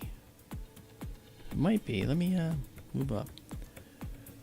What'd Marianne ask? Let me move the comment while you're... Mark, no Wickenburg telescope tonight? Question mark. Oh yeah, I started it up and there was an issue. The telescope wouldn't move, so I rebooted the computer, and because I'm working on this right now, doing the live stream, I haven't tried to bring this up. I haven't tried bringing it up again. All right, So unfortunately, at the moment, I don't have it. I don't want to make people wait while I'm trying to get the Wickenburg scope going. I'm going to do a 12 second shot. I could swear it's right here. Let's see. Speaking of histogram, I see something new on the right-hand column. If it's not new, I just never noticed it. Display histogram stretch, is that new? Where are you looking here? Right where your pointer was. This is actually it's purple. It's given a purple outline right now, but that's not new. It's just the color was changed. Yeah. I guess that's why I noticed it. 12 seconds. Oops. Yeah. All right. So let's do something. Let's do a 5 second shot. All right, and then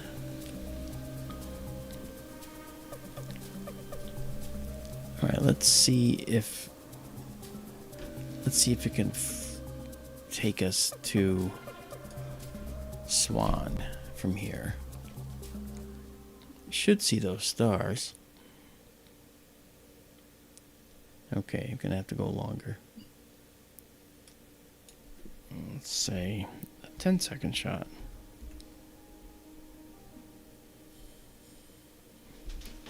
Make them brighter. I figure while we're here, we might as well do it. Alright, let's try that now.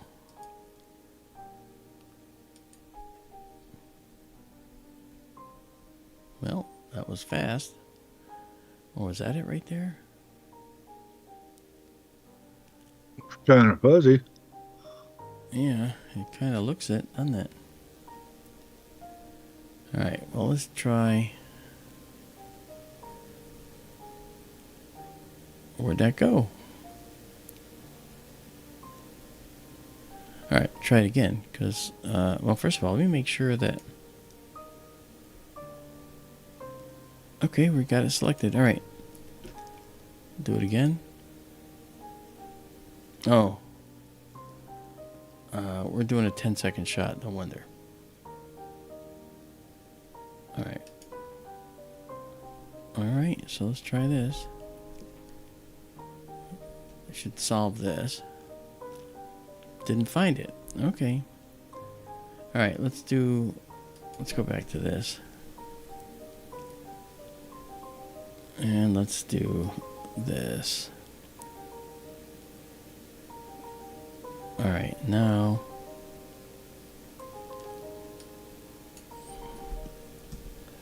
20-second shot. And we'll stack it and see what we've got in there.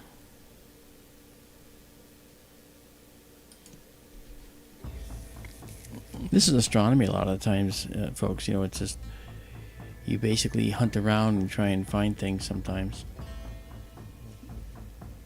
And the telescope's cooperating, so it's fine. Nope, it's not in here. Interesting. Well, actually, let's do this. Let's just say, now we can plate solve, because now we'll get it, because we've done this. It'll know this. Oh, come on. Why doesn't it know this? Alright, well, we'll have to figure it out. Alright. So let's come back here. We're in a field where there's a few bright stars. What are these galaxies here? Oh, that's interesting. Here, we'll try this first. Let's go. Let's go there. There's our star.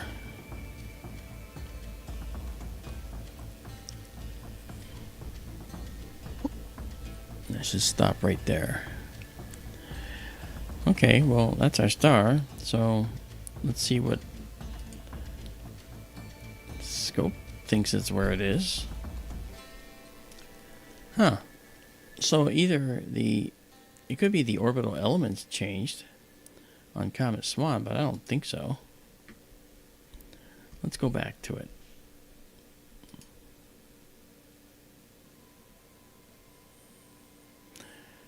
Actually, I don't know the magnitude of Comet Swan right now. So I don't know. I'll do a 25-second shot with a stack. Let's see if it's in there.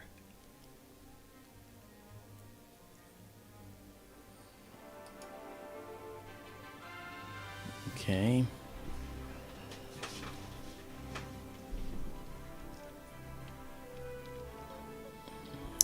Marianne, thanks for coming out. Very nice to see you here. Oh, there it is. Ta-da! It was here. Look at that, guys. Now, because it's farther away, it should actually retain its nucleus shape a little longer. All right, let's do this. Let's move our white level.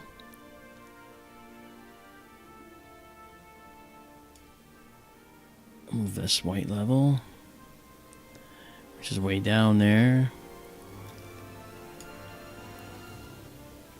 You there, Daryl? Huh? Okay, he's there. Yeah, see, I mean, there's Comet Swan. Yes. Yeah. Yeah. I haven't even guided on it or anything. It just like... let's see if we can just get a couple shots of it, just to have it. Alright. So here we go. Let's get some stars. You don't have many stars. Okay. So I'll get stars. We've had quite a run of comets recently. Oh, I know, huh?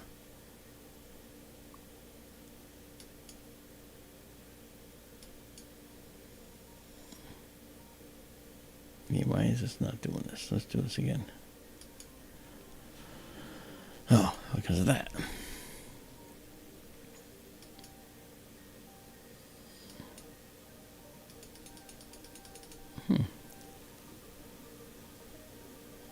It's not recognizing that as a star.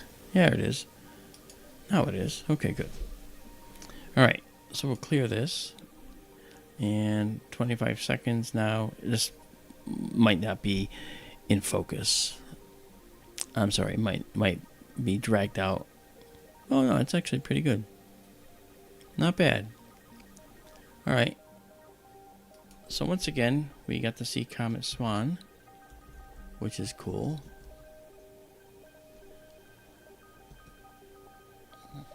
Remember how bright it was when it passed the Eagle Nebula? We took that photo. Oh, yeah. It was a really pretty shot. Yeah. And if you look here, you can see Orion is rising higher. Maybe we'll get to actually do a quickie shot of the Orion Nebula, except that that's really low in the east, and we do have a roof over there to worry about. Although I managed to work with them to make sure the roof is almost out of our view entirely, but it's still there. It goes much further than it was when we first came in. Look at that.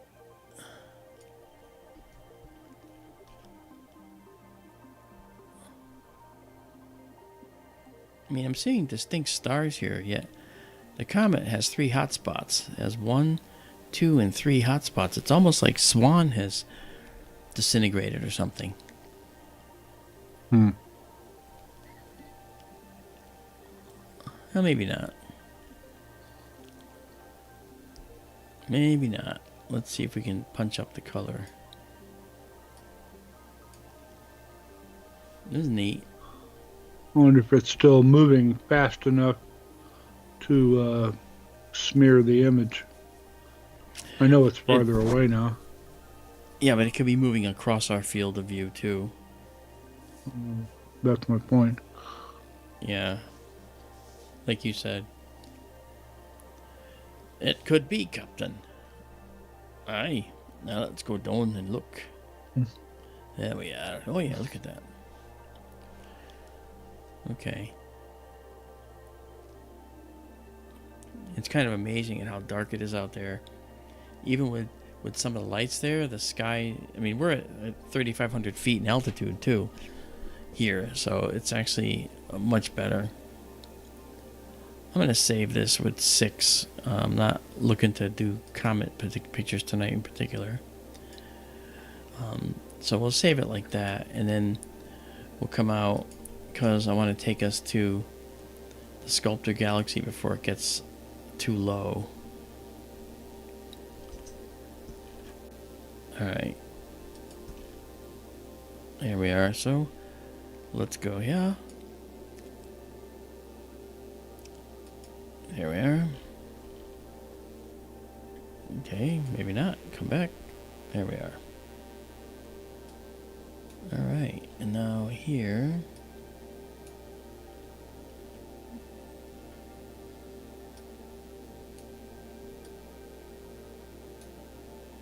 And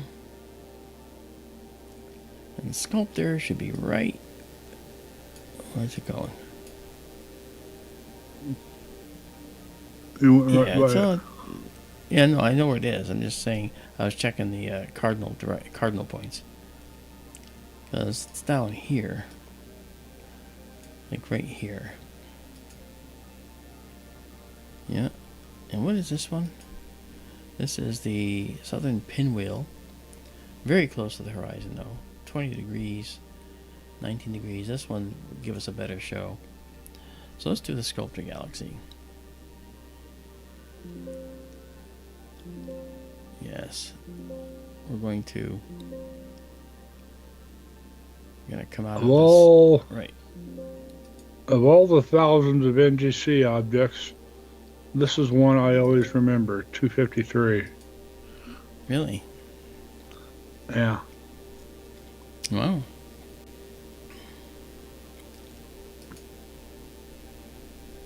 Oops, wrong thing.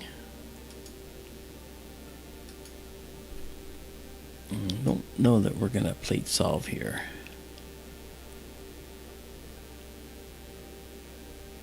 Yeah, I didn't think so. So let's try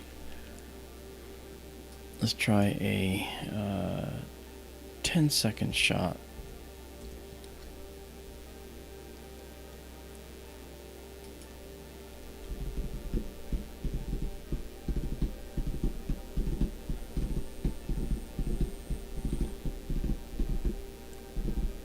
There it is. Okay. I thought we were close. Alright, so here's what we're going to do. We're going to go back to our 1-second photo. Yeah, and pull this in.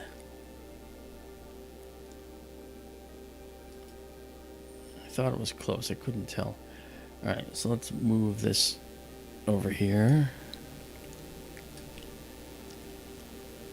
There it is. Yeah, it's right here. Let's drag it down a little bit.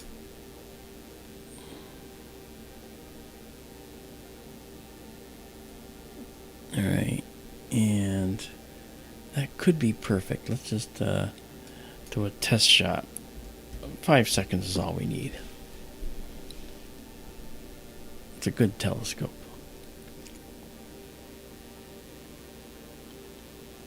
Yeah, there it is.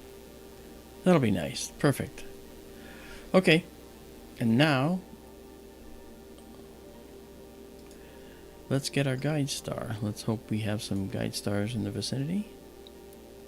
Yeah, we have some faint ones, but we do have them.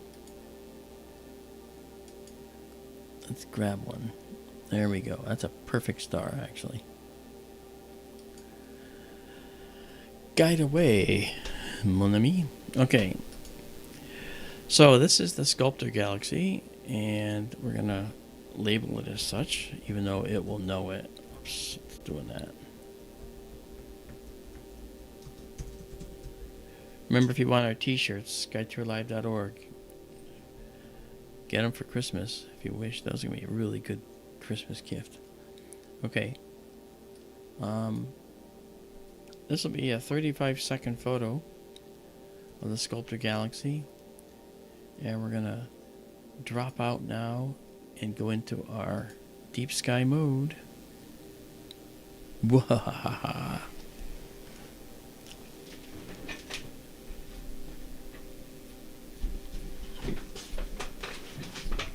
Okay. Ronald, ERRT Radio, says, I mentioned I had fog this AM, could not even see the valley. Not sure where the fog comes from since it is so dry and in the desert. Oh, look at that. That's a good composition. I agree, Ronald. It is dry. So maybe you're looking at a temperature inversion from people with their wood stoves. I'm kidding. I don't know. I don't know what the conditions were out there. It could have been foggy. I answered him, but there was a lot of Pacific moisture coming up from the south yesterday, at least. I guess maybe still this morning. It rained here yesterday, all day and all night, I think. They got like over an inch of rain here, which is highly unusual for this time of year. Wow. Because we're in a high desert, just like you're in a low desert, and typically fall is the driest and best time of year here. Been an unusual year. Heck, I saw Things they had have a been blizzard. changing. They had a blizzard in the UK already, and it's only November. Wow.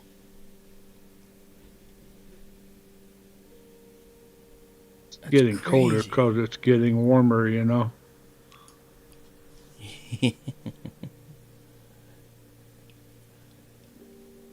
Yeah. Some people call this the silver dollar galaxy. If you saw it by eye in the eyepiece, it looks like a big silver coin. In fact, I think Stellarium called it the silver coin galaxy. Wow. And the nucleus is very red in this one. This is a starburst galaxy, isn't it?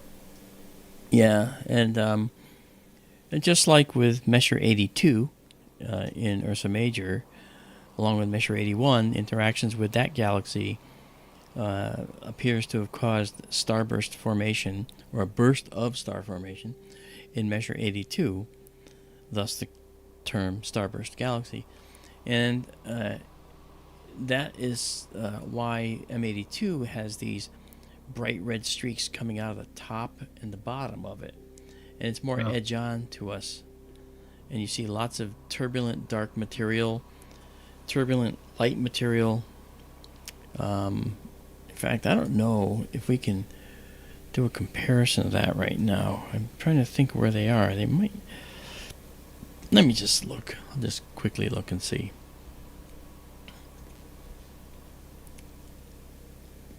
Yeah, they're kind of sort of nearby, in effect. Oh. Just a few tens of degrees away. But it's approximately the same altitude, so we might be able to see that, you know. But we do have the Pleiades up here, and they have this beautiful dust around them, the dust I was mentioning to you earlier, that we may actually be within with our sun and solar system, which could, as to Curtis Horn's point earlier, could be part of the reason why our redshift may have to be rethought, because we have not been taking into account potentially the extinction caused by red light. I'm sorry, by dust in the air. If we would think the sun was red, if it wasn't for the fact that the molecules in our atmosphere are scattering the blue part of the spectrum coming from the sun. So normally the sun sends us red, orange, yellow, green, blue, and violet light. Okay, but the blue and the violet light is scattered by the sun, and the only thing that's left is slanted toward the red.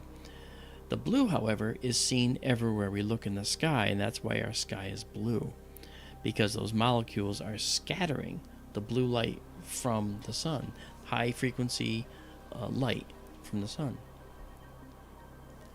And in this case,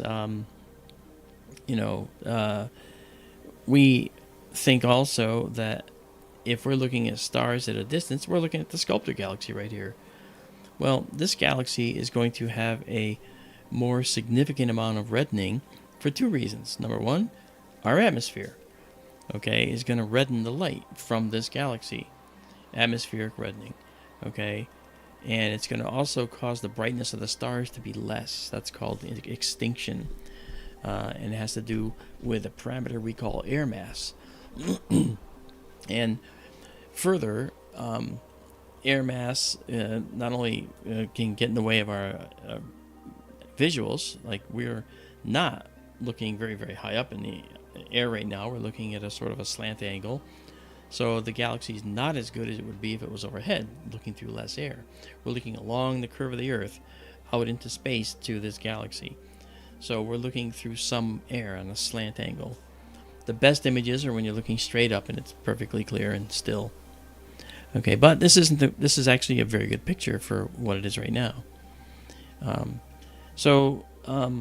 The galaxy is redder than it would normally be because of our atmosphere. The second reason is because if we're in that Pleiades dark dust cloud, well, then that's going to redden light coming to us from outside of our solar system out into interstellar space, and the light coming through all that dust is going to be somewhat reddened because that light coming from this galaxy is going to have its blue components scattered by the dust that it passes through, and what comes through to us will be less of the blue and more of the red.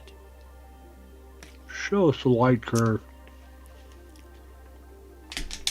Right here. Yeah. Here it is. Put your black level where you usually do. I think it's going to brighten up quite a bit. Yeah, it will. I also want you to notice this. This is something I haven't seen before. This feature in this galaxy. This is looks like a knot of new stars. This spiral arm is probably going out here. You can see it kind of curving around, and I think this is part of that. All right, well let's move the black level up near the peak, as I always like to do, as Daryl says. Okay.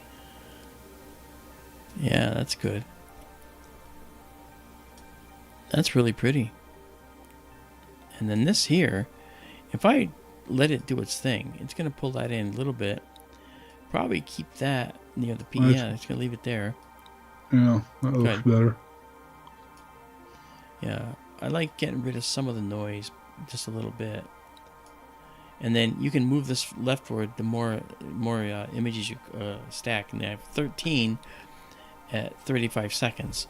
So we've done a total of 7 minutes 35 seconds on this galaxy. Laura Newbert asks, is that why Mars is the red planet? I'm glad you mentioned that, Laura, because I was remiss in saying Mars is red for a different reason. Mars is actually a reddish planet, and the reason has to do with water that used to be on Mars. And most of the compounds in the Martian soil being iron-based. So what happens is H2O in the atmosphere was hit by ultraviolet radiation from the sun as Mars' atmosphere started to thin. And so the H2O broke up into hydrogen, which was two hydrogens, went to space, and oxygen, one single oxygen atom, which went down into the ground. Now, this happens millions and millions and millions and billions of times on the planet. And so oxygen would combine with iron, and it would combine with 2 iron atoms, and you had 3 oxygen atoms, and you got iron, which is Fe, and 2 of them, Fe2, a little 2 next to the E, and then oxygen 3, O3, so 3 oxygen, so Fe2O3. And what that is rust. And so rust is why Mars looks red, because Mars rusted. Because when it lost its atmosphere or lost its magnetic field, its atmosphere was decayed by the sunlight. That's beautiful. Look at that, huh? Can you brighten that any? Yeah, you can brighten it a lot. I'm curious to see at the upper left portion. There you go. The dark areas and then all the mottled Yeah. light areas up there. Yes, all Right that. here and there. Yeah, that's along beautiful. that whole upper left quadrant of it. Yeah. And look how dark this is here. I'm going to try something. Let's see what else is there. I'm going to over process right now. So you can see those areas much better. And yes, I over processed on purpose. Now what I could do is come down here and make use of that over processing by pulling this down.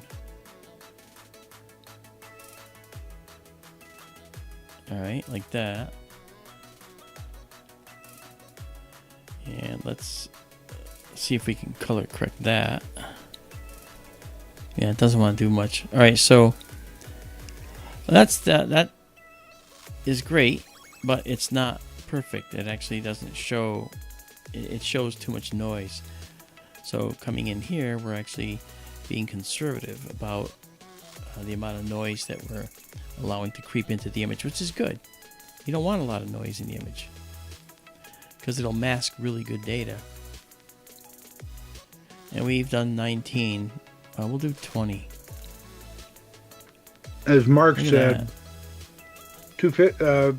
the galaxy is far down in the southern sky from our point of view. If it was high up in the sky, this would rival Andromeda Galaxy. Not as big in our sky. It would still rival it, though. Oh yeah, for sure. All right, let's see here. Now if we zoom in here a little bit. Showcase object, so to speak.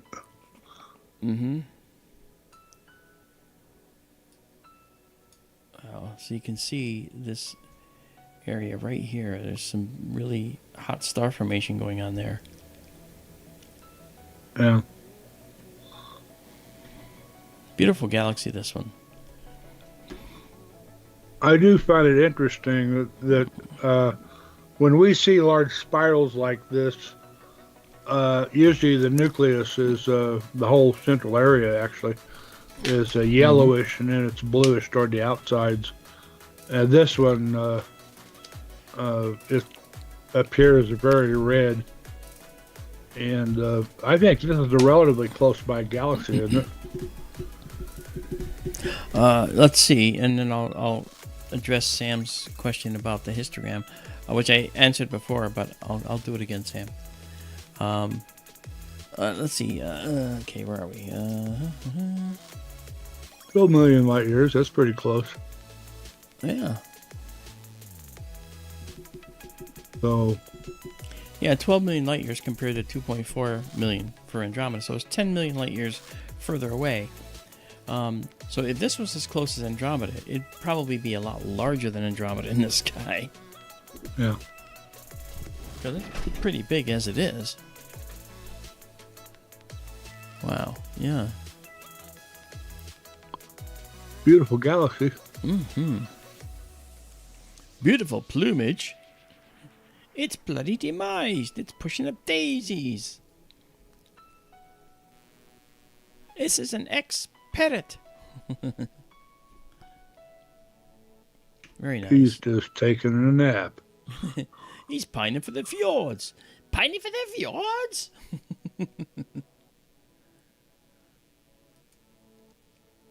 Oh, if he wasn't nailed there, he'd bustle up to them bars and boom, he'd fly away. This pad wouldn't boom if you put 10,000 volts through it.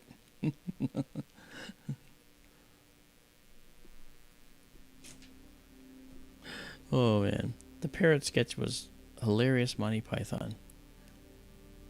This is a really gorgeous shot. Best one of the night, I think. Uh-huh. All right, we're going to save this again. I got to wait for one more to come in. 25, there we are. Save. I was premature. That's premature, Brian. Save exactly as seen.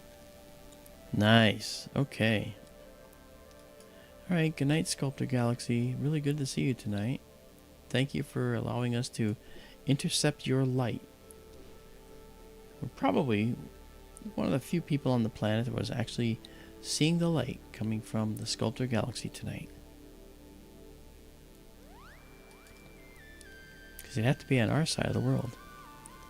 And that was only, 17 or so degrees above the horizon. All right, so directly above is Cassiopeia. And we have the heart and soul. And but I want to see if we can go over here and check out the Pleiades, or maybe how far is Orion above the... Orion is only 15 degrees above the horizon. It's enough, we could see it, but not good. It's not high enough to really be pretty. But the Pleiades are beautiful. So what we're going to do is we're going to check out that dust I've been telling you about that we might actually be in. And that dust is right here surrounding this cluster. And in particular, the Merope Nebula is one that's very important. There goes the telescope. We're moving there now. There is the guiding alert. Turn that off. Alright. And we're spinning around. And it's going to find its way up to the Pleiades, which is pretty high.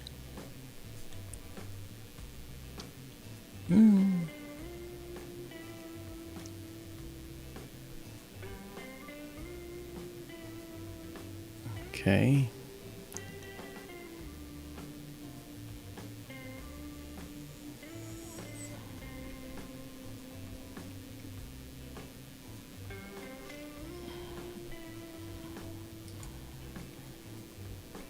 Okay, it did not get exactly there.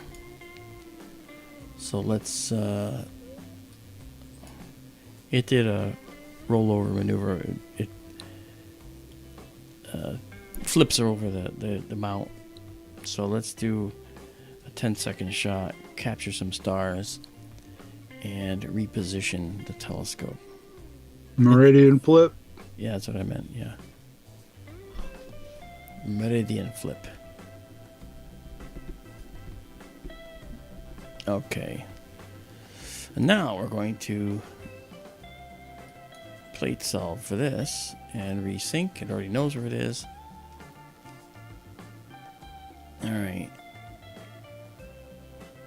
So it's just about 0.9 degrees off. So we're going to probably see them in here when we come out. There we are.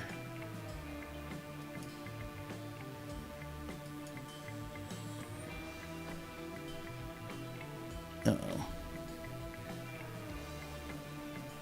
And let's see which star it is. Did it again. I don't want that. I want this. Yeah, Merope Nebula. That's what I thought. Okay, good. So let's bring this into the view. Oh, I did a meridian flip. So now left is right, right is left, and down is up, and up is down. Woo!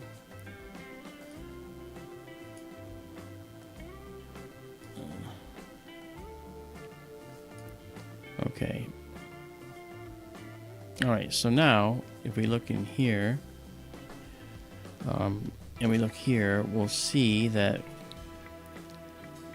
our view is such that it's upside down, first of all. So what I'm going to do is I'm going to take Merope and I'm going to center it. I'm going to take Merope.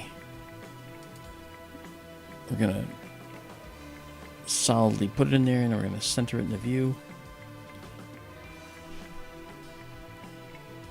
Okay, there we go. Now that it's centered in the view, I can come here and take this as Merope. Let me zoom in on Merope for a second.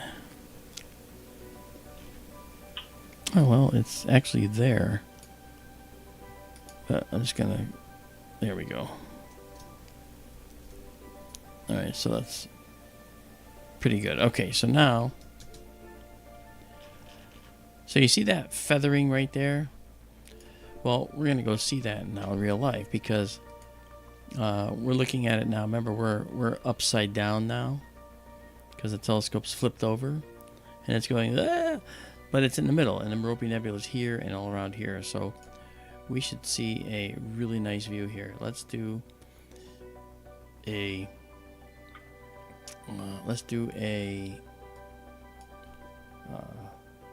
45-second photo. With the wide field scope, we can't do those kinds of photos because we end up getting that big halo around the stars, especially with bright stars like this, like we have here. So let's go into the live stack and go deep sky mode. All right.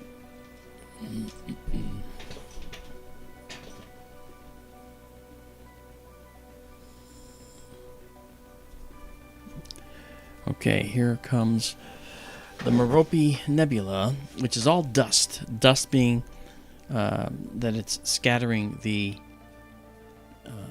light coming into the Pleiades cluster. And the Pleiades, of course, is Messier 45.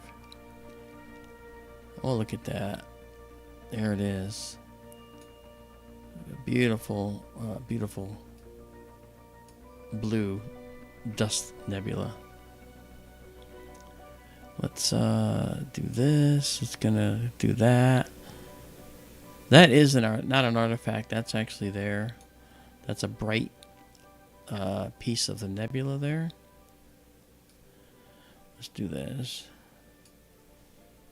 Move the white level back up just a bit.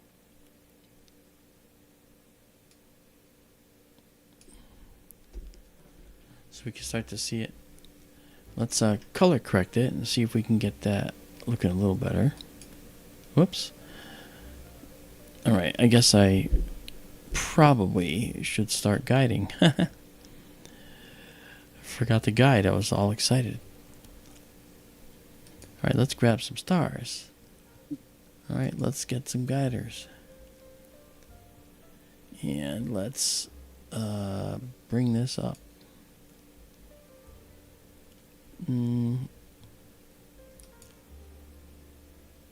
Yeah, it's better. I want that star. Good.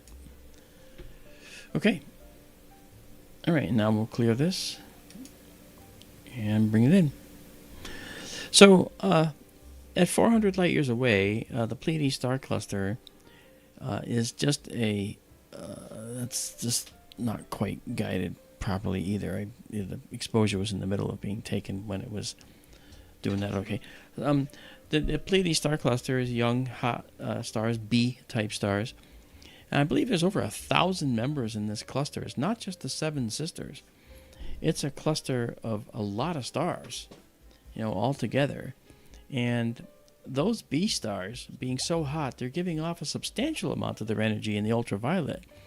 So you might think, well, I always hear the Pleiadians, right, from the Pleiades. But what they forget, these people that say those things, is that those B stars are making this entire region around them sterile. It's not good for carbon-based life like us. And carbon, and I am a carbon bigot, as you guys know.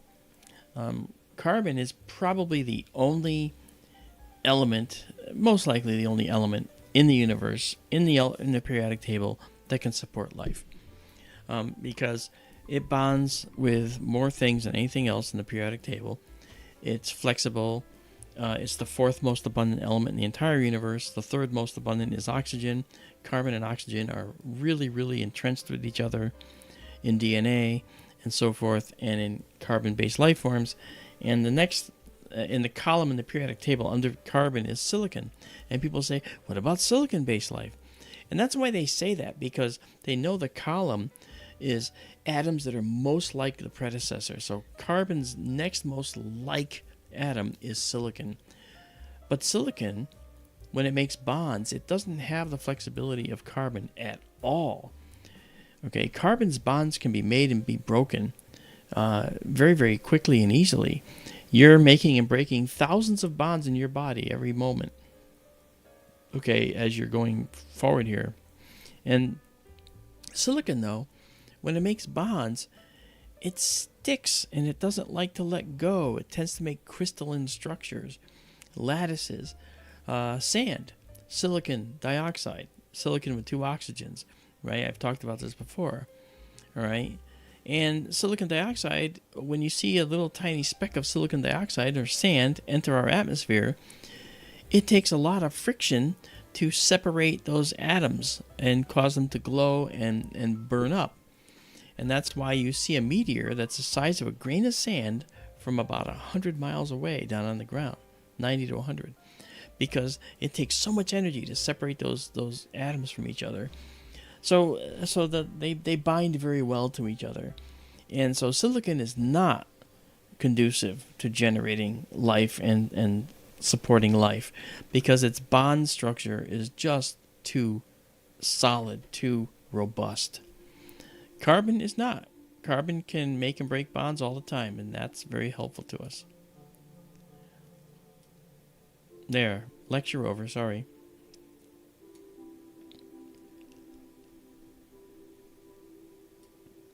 That's beautiful.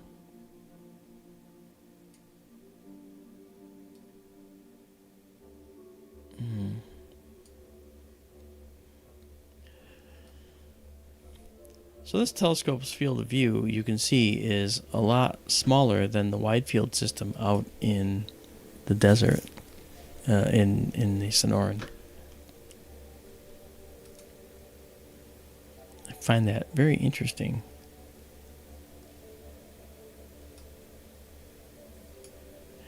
Anything else you want to look at, Daryl?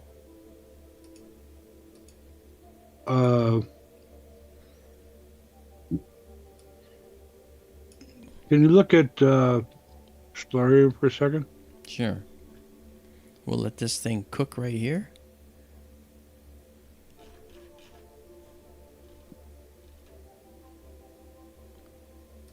Oh.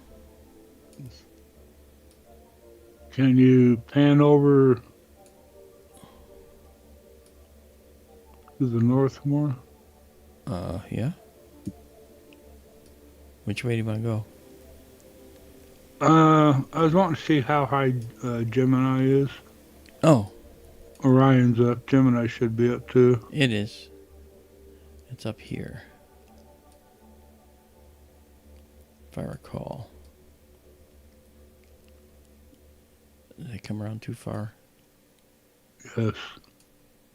All right, so there's Orion. So Gemini should be like To the right here. left. Oh, there it is. It should be right here. Where'd it go? Where is it? It's down, down, down. Yeah, it's not reacting right away here. Oh, wait, it's over There- here. There it is. Oh, it's right near the horizon. Okay. Somebody asked about seeing Jupiter earlier, and I said it wasn't up yet at the time, and it has just risen. Just risen, yeah. Too low to look at yet. Yeah. You can always, if the Pleiades are high enough, maybe the Crab Nebula. Yeah, I was thinking the crab after this. Yeah. Why not? That's a I mean, supernova remnant. It's really pretty, huh? So look at that, guys. We've got 8 images stacked at 45 seconds an image. This is looking nice. Let's get rid of any red tint. And let's color correct. Let's actually process a little more. As I said, that's not an artifact. That's actually there. Let's do this. Let's right to the peak. And by the way, the blue you're looking at is the same kind of blue that we see in our sky, because it's what's happening when you scatter the blue light from the star. And these B stars are very hot, and they have a lot of blue light, and so the dust scatters blue light very efficiently. I mean, that's what this dust does on its day off. It just loves scattering light.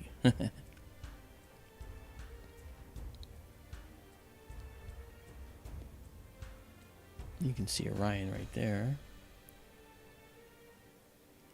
There's the belt.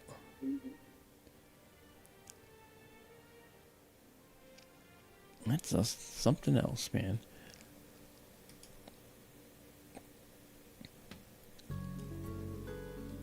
In days gone by, we had black and white images of Merope and its nebula.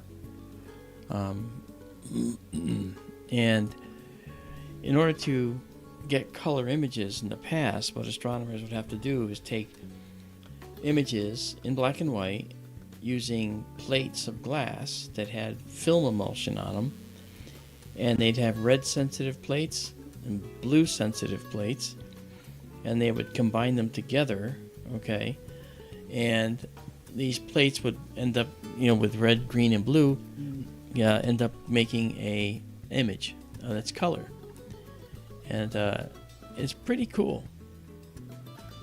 Pretty cool how that worked.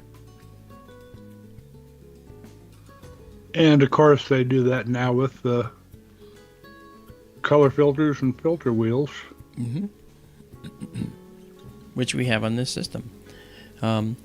We have a spectral filter, which allows us to see the rainbow of color associated with different stars. And I have to make an adjustment to it so we can see the actual absorption lines. And then we have a narrow band filter in the first position, called the radian filter, and actually you can see them listed down there on the right here. Okay, see those guys right here? This right here, radian filter. We're using UHCS, that's our go-to. SA100 is a gradient, grading filter rather, and that's a spectral filter which allows us to see the colors of the stars. And then we have just a dark one here. So in other words, when we go to that one, we see nothing. And so we can do what's called a dark frame with that one. And this one has nothing in it. So it's just an open filter. We're going to eventually get a 7-place filter instead of a 5-place filter. And then we'll be able to get our narrowband filters and put them in there and still have our dark. We don't need an open per se. But I'm going to take out the radian because that one is not really appropriate for this particular set of views we're doing, but we can replace it with 3 other filters that look at the red light coming from stars and the hydrogen. It looks at the sulfur 2 light, which is another color in the narrow band spectrum, and then the oxygen 3, which is the greenish blue that we see as we saw in the Saturn Nebula, for instance, and the Dumbbell Nebula. And we'll go to 15 on this one and then stop.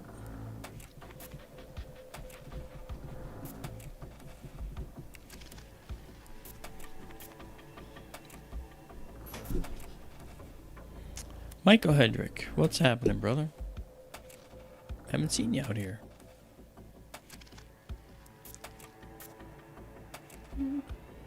Luke asks, what song is this in the background? Luke, you know what? I don't know what to tell you because that happened earlier. I didn't see it. So I'm sorry. Don't you write all the music? No, this isn't. No, this is actually from the YouTube library. The music I wrote is the music that does the stream startup, the end stream, and others that I showcase and show people when we actually when I produce them.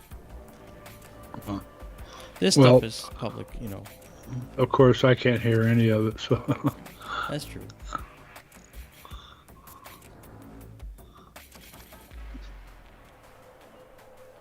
Okay, 15. We're gonna save this here. But I gotta change the name here. Merope Nebula. Here we go. We'll save it. Save exactly as seen. Alright. So Merope Nebula will be available too if you want to bring it down and check it out. Okay. Now, we're going to do another one which I think is really good. And you will too. Let's bring up our planetarium. And we're going to move just a little bit. We're going to come down to the end of the horns on Taurus the Bull here. They're the end of the horns. Okay, we zoom in a little bit. Alright. And right down here. And I'm waiting for this to come back. Okay, here we go. Is we have this object here near Tiangong, which is a star in Taurus the Bull. And we're going to come and check that out. So let's move there right now.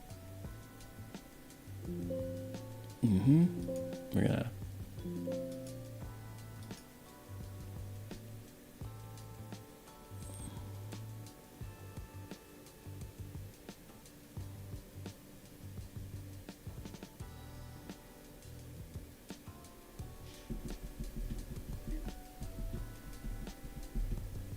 Oh boy. Okay.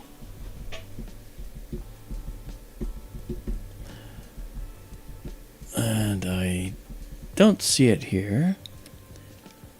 Let's do this. the Crab Nebula is the very first object Charles Messier ever found that he started his list with. Messier 1. He thought he found a comet at first, but it didn't move. It's right And here. Comets move by their nature. So he started a list of things that were not comets. That is And correct. it all started with this object here, the Crab Nebula. Yeah. How was he to know that he was going to influence perhaps millions of people over the course of the next century or two? You know? Yeah. Okay. All right, so we are now in the process of bringing down the image of the Crab Nebula.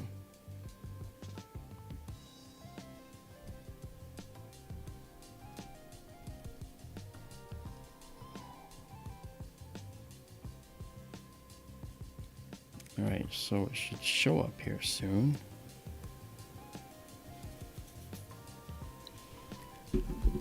Oh yeah, look at that. That's good. All right, so now we're gonna live stack this. Now that we know we're good, well placed. And the crab is, of course, the remains of the 1054 AD supernova that people around the world famously saw. Yeah.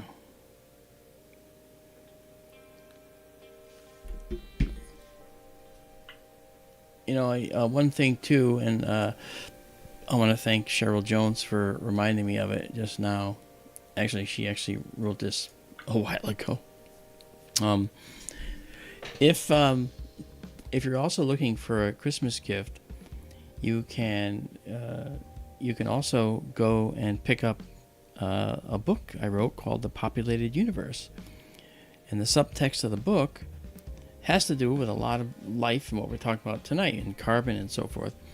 And it's that alien life in the universe, and life in the universe is probably the rule, not the exception. And I differ from a lot of other people on this, but only because I can see that the prevalence of carbon in the universe has literally made the universe conducive to life. And with oxygen, it's actually they're like family members to each other. So The Populated Universe on Amazon, and it comes with either as an oversized, it's actually 8.5 by 11 full color, with full color illustrations, many of which I did myself. It also is in a paperback black and white version, and it's also an ebook. You can get it as an ebook online as well. The ebook might be the best option. I think it's only $10. I don't remember. Maybe it is. But it's around that. And that would be the best. So it makes a great Christmas gift. It's a good read. I saw someone reading it just yesterday online, and they said they're currently reading The Populated Universe. They were talking to someone else, and didn't even like address it to me. And they said, "Oh, it's a good read. It's really wow. It's a good read." She said, "I was like, wow, that's very, very nice." So it is a book that you'll actually spend some time reading, because it takes us through the scale of the universe, takes you through the problems we face as a society for energy. It talks about different levels of energy that we require, and it's all written in a way that is completely understandable. It's not going to go over your head, I promise, because I didn't want to write a book like that. So it's The Populated Universe, available on Amazon. The ebook, again, probably the best. You have that and you can read it right away. I think you can read it on a Kindle and so forth. And again, full color. So, but have fun. And I want to thank Cheryl Jones again for reminding me to tell you that. I'm not a good salesman, guys. I'm just not. I'm an astronomer. I don't think of these things. Right now, Cheryl's going, yeah, he's right. So I want to be sure I make that clear, that she reminded me to tell you guys. All right. Here's the Sure, I'm Nebula. seeing a lot of red in there tonight. Yeah, and I'm wondering if I color correct. Yeah, it's really there. Now, it could be the moon is already set, right? Usually Yeah. the moon will induce a red cast in our images, but that's not what we're seeing here. Well, I've said before that this camera seems to pick up red a lot better than It what I've does. seen on other cameras. Yeah, and there is bright red. And by the way, that little dot right there, guys, that you see, that's the Crab Pulsar. That is the supernova remnant, and that's a neutron star. Now, in the Helix Nebula, we saw a white dwarf, right?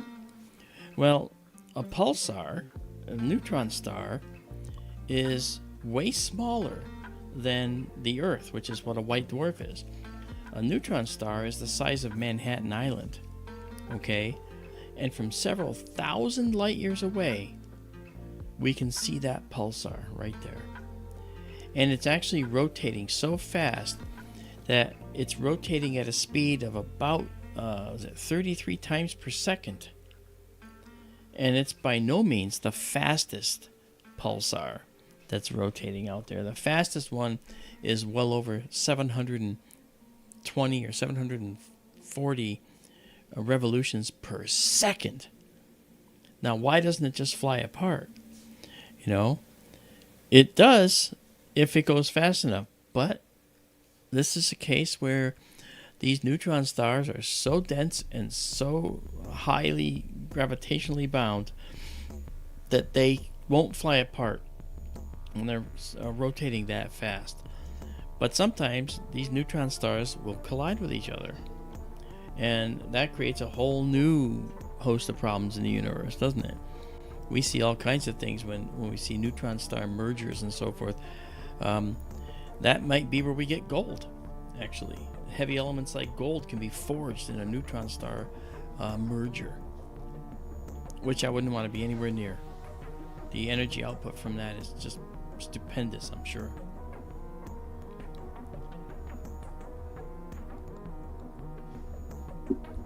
And good evening to Mike. Is it Mike Kibbe? Mike Kibbe, 5666. Nice to see you, Mike. Thanks for joining. If you haven't subscribed to us, please do. Check us out. Hang out with us. It's all free. All right. Images like this are yours to take as soon as we're done doing them. We've got 13 taken now. And this is the Crab Nebula. It's a beautiful supernova remnant. And what's interesting is, over the last 150 years of taking pictures of this, that started in black and white and moved up to color, we've watched this expand because this is an expanding remnant going out into space. And that pulsar in the center is responsible for lighting this up, because even though this has moved several light years away from the center of the explosion, okay, this is something that is actually so powerful that its ultraviolet energy is causing the hydrogen to ionize and make this red color, the oxygen to ionize and cause this color here, and then out here this greenish blue, same thing. So we're seeing basically all of the chemical composition of the outer envelope of this star in this remnant. So if we look at this, we're going to find not just oxygen, not just hydrogen. We're going to find many different types of elements in here all at the same time, because this is a slurry. This is basically a star sending back to the universe that with which it was made.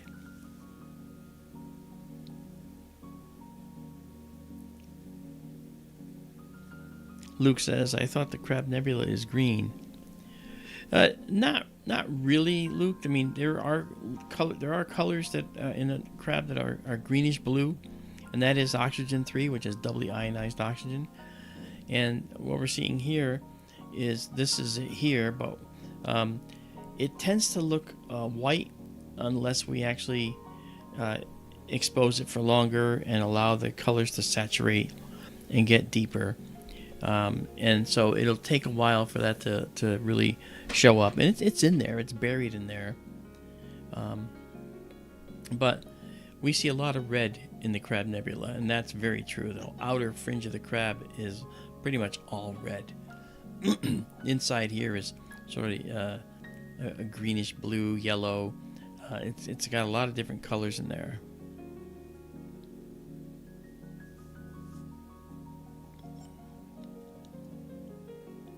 This is a good choice, Daryl. Well, that's the first time I've ever seen it. I see over on the right your color bars. Looks like your red is set higher than the other colors. Might that be part of the reason for the predominance of red tonight? I don't think so, because if I bring this down, okay, the whole screen now is cast. See that? The whole screen is cast, so it's color correcting to make the color of space correct. And when it does that, these colors are naturally balanced to what there should be. So this is black. All right, the color of the sky. So it's balancing the entire histogram. Right. In other words, it's lining up all the curves. See this? The red, green, and blue are all lined up under each other. So if I move this, watch the red curve. See what it does? Yeah. Yeah. So moving it over, it goes the other way. So if you correct it, it's going to line all the curves up under each other, like they should be.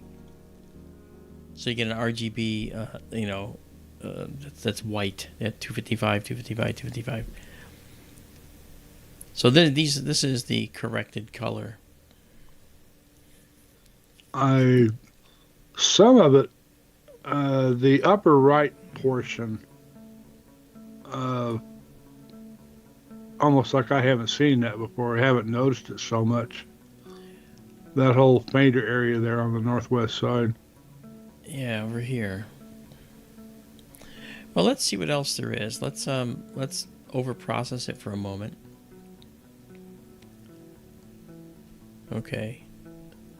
So when you overprocess it, you'll notice something about this, guys. First of all, you'll notice that there's more greenish blue in here. You see that we were talking about before.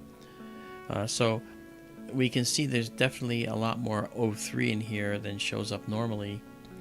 All right, but you'll see also that it looks like it has a belt around its waist and it's squishing the interior. And that's something that I've been curious about with the crab. I'm wondering if supernovae exhibit bipolar features just like planetary nebulae do. So that's another thing. So if I undo that, right, and I actually push process this, meaning bring that white value farther to the left, you'll see that the colors are going to get more vibrant in that outside rim. Now you're starting to see more greenish blue out here, see? Now I have this color maxed out. Technically, if I go to 3/4 of the way up, that should be about what it is. But I go this way so that we can actually see what's going on there. But this filament is kind of new. I haven't seen that filament very clearly like this before. That's really pretty. We've got 25. I'm going to first of all, I'm going to set our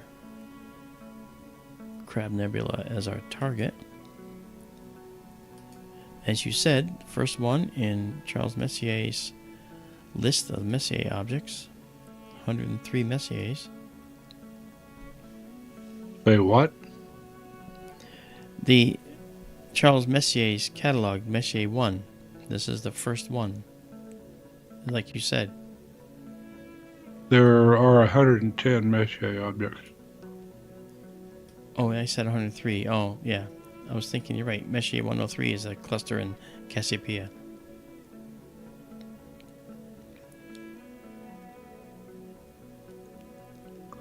Michael Hedrick says, I have a chemistry question. Do these explosions create a lot of instant chemical reactions? Actually, they create a lot of elements, Michael. And here's what happens. When stars are element factories. That's what they do in their cores, not in their outer envelope. That's just all stuff that's along for the ride. In fact, the only part of a star that's actually making anything is in 15 to 20% in the center of the star. 15 to 20% of the star is actually doing anything. All the rest is just hot, atomic nuclei with their electrons kicked off because it's so hot. It's plasma. That's what plasma is. And so, if we look at the process that a supernova goes through, typically a star, when it's doing fusion, ordinary making of elements, it can't get past iron, because after iron, it requires more energy to fuse iron into something else, and so a star can't do that, so it stops at iron.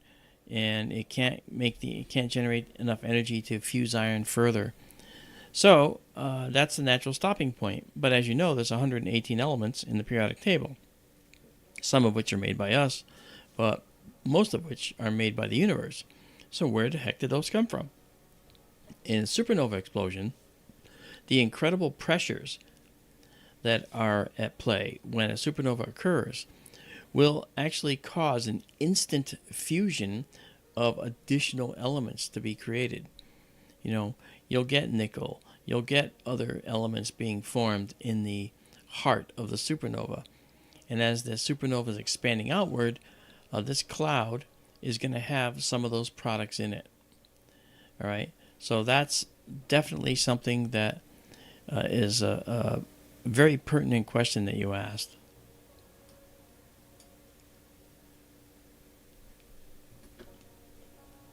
And Mr. Django is here.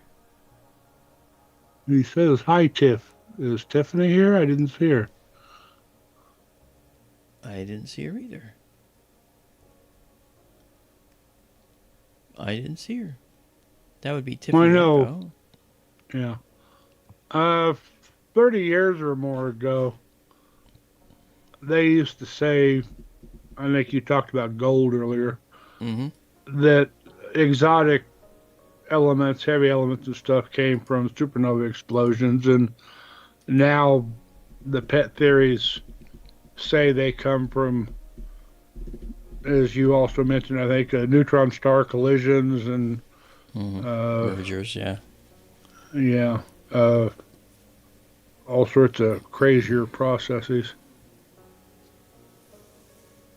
Oh, Star Panda. Okay.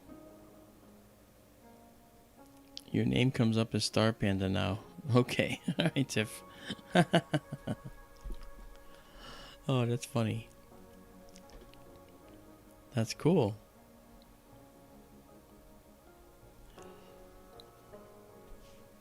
Yeah, so you're that's true, Daryl.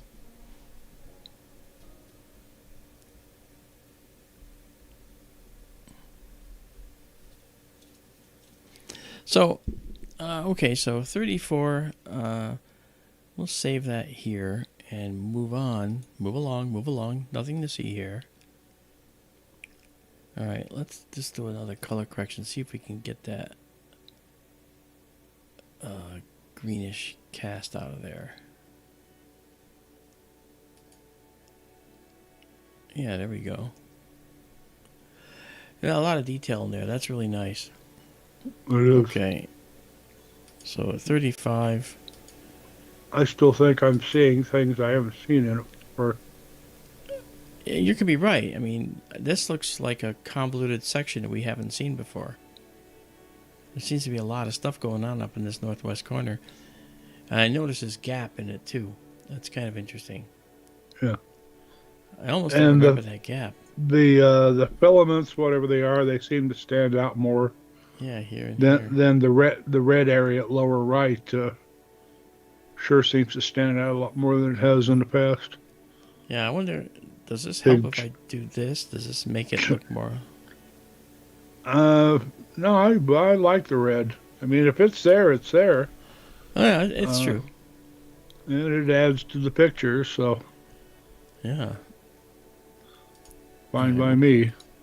All right. Okay. Well, there we go. There's the stellar remnant of a supernova explosion that occurred in 1054 AD. That little tiny neutron star that you see there, this explosion was so bright when it first happened that it made another star in the daytime sky. And Chinese astronomers in 1054 AD could see a second star in the sky. And this is the location of that second star. So this second is star. Second star, yeah. Beside the sun. Oh, well. Because they saw it during the day. Our sun was in the sky and the second star was in the sun in the sky. Being this star here from this supernova. I understand. I just wondered why you were calling it second star. I mean, well, back then they didn't think the sun was a star. Most cultures didn't anyway. Yeah, they didn't know, but... It was just, well, the supernova was so bright, they saw it in the daytime, and it looked like a star in the daytime sky. Mm-hmm. course, you can see Venus in the daytime sky if you know where to look. Yeah, I used to show people that, and it was crazy how you could see it, and if you took your eyes off it for a split second, you had to hunt for it again. Yep, that's true. All right, let's see. Just for fun, let's see how far.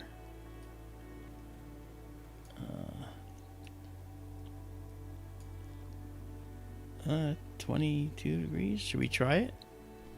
Sure. Why not? That'd be the first time this season. Yeah, for sure.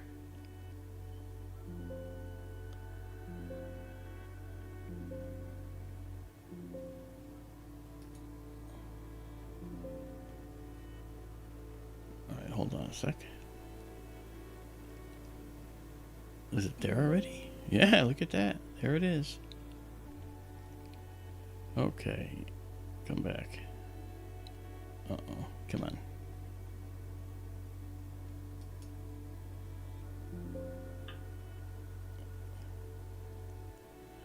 All right. All right, so what we're going to do now is come in here and stop this. Now, this is a pretty powerful telescope. So we're not going to see the entire Orion Nebula in here, by no means. But we will do our best to capture it. Let me also... Well, I have a brain lock going on. We see it obviously, the heart of the Orion Nebula there, the four stars. Uh-huh. What are they called again? Trapezium. Trapezium, thank you. I swear I'm losing my mind. Well, only a little. At a time. Yeah. Like all of us. Alright, let's see here. Oh, you stop. Just do this here.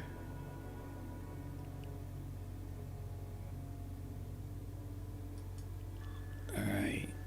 Let's get that going.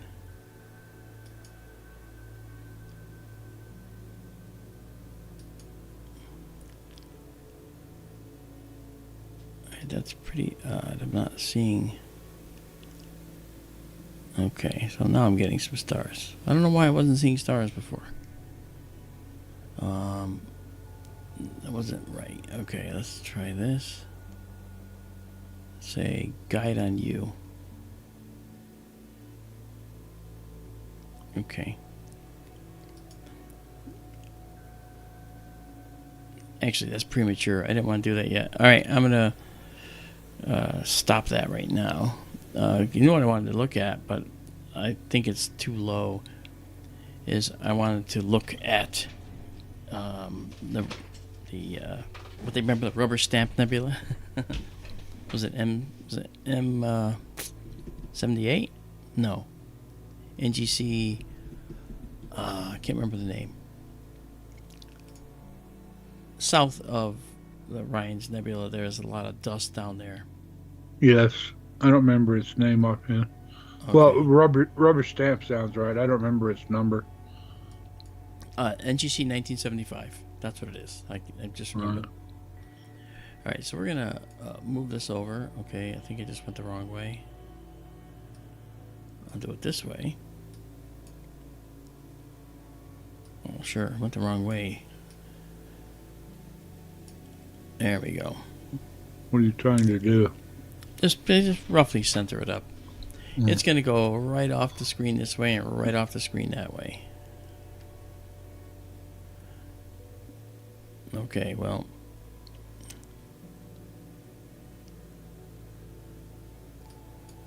What's happening? The dark area Come on. to the right of the trapezium.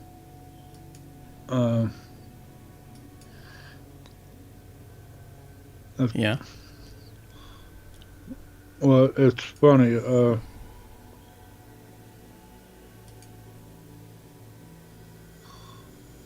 I always thought it was on the other side of the trapezium. Well, it's called the Fish's Mouth or the Dark Bay, Yes. and that's where I see Barney from The Simpsons doing his belch. Yeah. Hey, I thought Homer, he look, was- a peanut. Whoa. With the lips all fluttering, yeah. Okay, let's center this up here. This is very low, guys, so it's not going to look that good, but you can see the 4 stars in the trapezium. Actually, there's more there than that, but they're hidden within this this dust cloud and gas cloud here. Well, And, some of the trapezium are multiple stars too. That's correct. Yeah. But let's do this.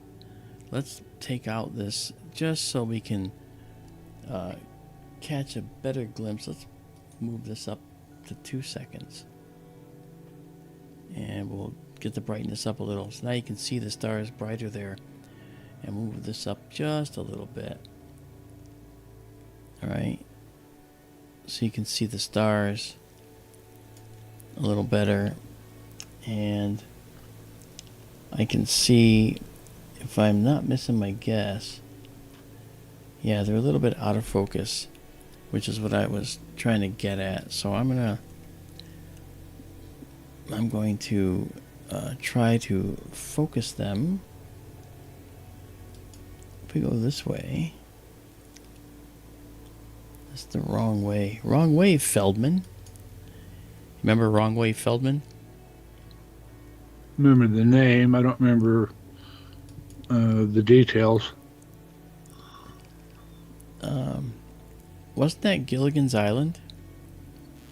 Where Wrong Way Feldman made his way to the lagoon on Gilligan's Island?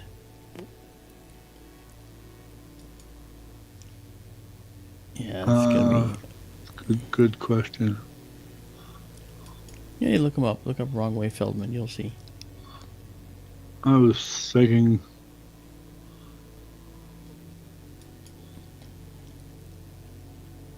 Thinking who?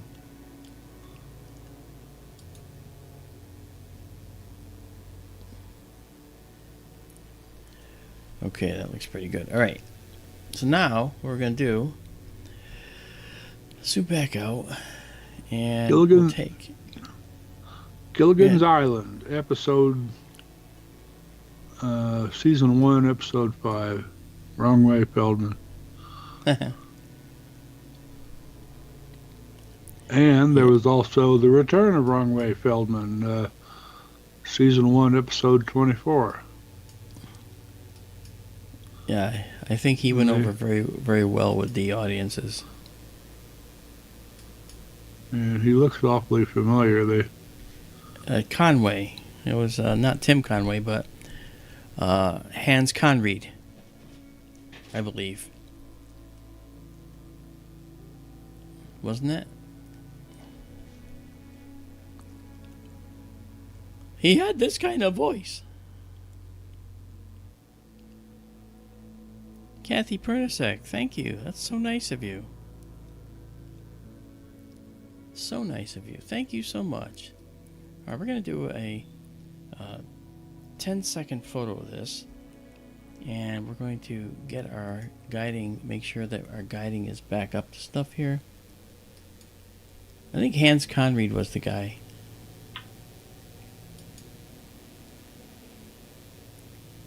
There we go. Okay, now we're guiding. All right, 10 seconds, and away we go. So let's go into our deep sky mode and prepare to see the most beautiful nebula in the sky. Look at that. That's M43. This is M42. Yes, you're right. Hans Conried. Yeah. And he would talk like this. Oh, I can get you back to civilization. Just let me go. Wait, which way am I going? Yeah. Hans Conried. And actually,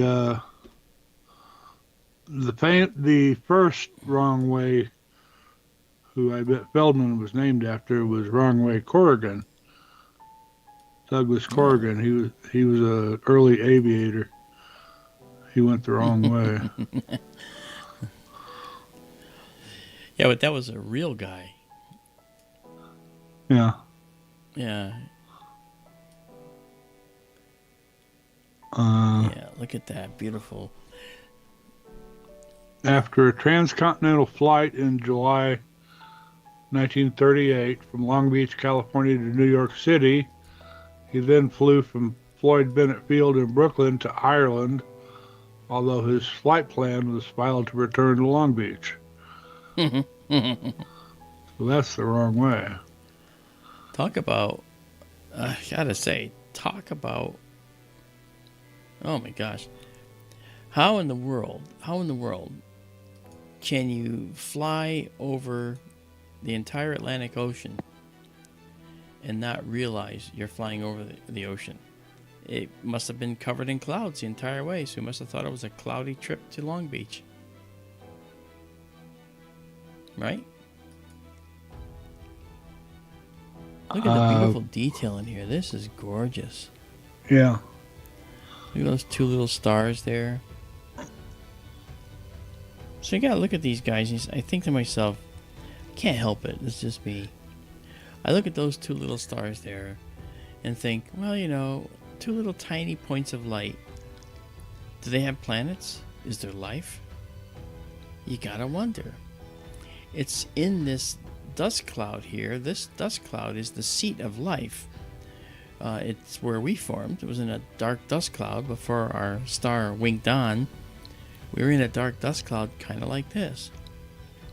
Now, here is the trapezium, but inside a dust cloud, you can have enough density that you might be shielded from the ultraviolet radiation.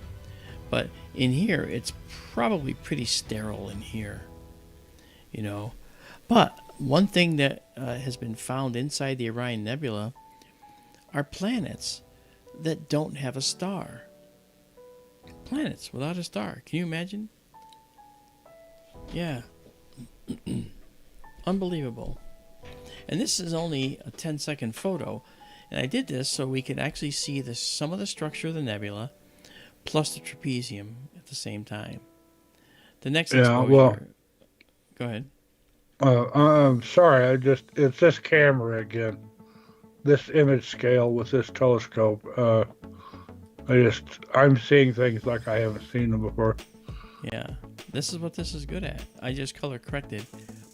And you can see now we're seeing extremely detailed interior here. Yeah. I mean, this is beautiful. This is going to make a gorgeous photo. I mean, it already is. You know, the trapezium always washed out on the other cameras. It did. But then again, this is only a 10-second shot. I'm going to go back and take a 20-second shot, and you're going to see that that's going to wash out. That's my guess. That's my guess. Cool picture in any event. Yeah.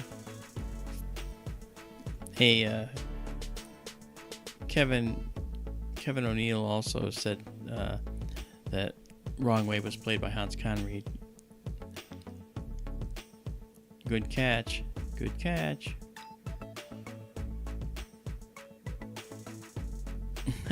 I'm whistling. This looks so gorgeous, says Michael. Mike Hedrick. It is beautiful. You know, and as we move around it, you can see these beautiful separation lines. This is an oxygen 3, doubly ionized oxygen gas cloud here. And the shape of this is determined by the motions of the gas created by the stellar winds from here pushing outward, right? But it's pushing into something. This is a gigantic molecular cloud here, massive molecular cloud. And the trapezium is just one element of it. It's the one that we can see. You know, and it's actually causing this amazing amount of stellar wind to push out. So this area in here, like I said, probably pretty sterile. But you look at these little stars out here and out here, and you say, are any of those potential stars that may have planets around them? And the answer is maybe. Maybe. Now, here's the thing that's interesting. If you were there and looking around, what would your local universe look like? You might have this giant swath of red sky that's barely visible to you. Because with a camera, we see it like this. But to your eye, it just looks like the stars. You'd actually have to take a relatively deep photo. The closer you are to it, the less it's going to be visible. You might see the trapezium as 4 very bright stars in your sky. And if you're anywhere within maybe, I'd say maybe 6 to 8 light years of them, then the chances of survival there is probably slim. But this entire nebula from point to point is about 24 light years across, and the trapezium is lighting all of it up. So the only way you'll survive is if you're inside one of these dust clouds, inside one of the denser parts of the dust, like maybe deep in here. Okay, this is all dust. This is not a lack of stars, not a lack of anything, and not empty space. It's dark dust. You can see a tongue of it over the nebula. So it's up front here, and the nebula is behind it. So that's how this stuff is working. And you got to make sure you develop that 3D appreciation of the universe, guys, because that's what's going on here. I mean, for something that's only 20 degrees above the horizon, this doesn't look bad. Yeah. Speaking of 3D, I believe on YouTube they have 3D visualizations of the nebula where you can actually fly around it and through it. Yes. You can see it from all sides. Yeah, those are really beautiful. Let's do this. Let's see where it wants to be. It wants to be there. Okay, so close. Look at that. Wow. Okay, we're gonna save it right here, like this, and then we're gonna do another shot because I want to show you. I'm gonna move it over a little bit. I want to show you what's out here that we can't see right now. All right, let's do that. Okay, don't worry, we'll be back. All right.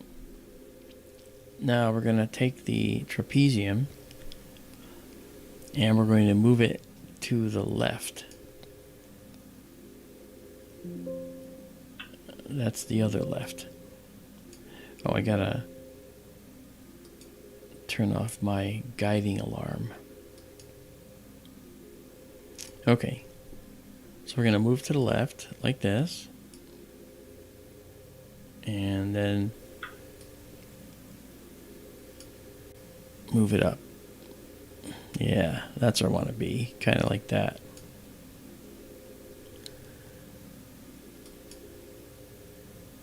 All right. Who discovered the trapezium? Was it De Morane? Galileo. Oh, Galileo. Okay. I didn't know that. That's funny. I'm going to move over a little more because I want you to see that. I'm going to keep the trapezium just barely in the picture.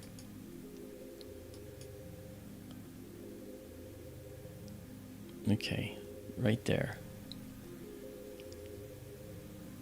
Alright, so now we're going to do a longer exposure of this, what looks like blank space. It's not blank. This is full of dust. There's so much dust in here that it's incredible, and I'm going to show you just what I mean. Now, hopefully, we'll have enough to get a guide star. Well, we have a piece of the nebula here. Let's see if we can get our guide stars in here. Oh, we barely have any guide stars in here. That's troublesome.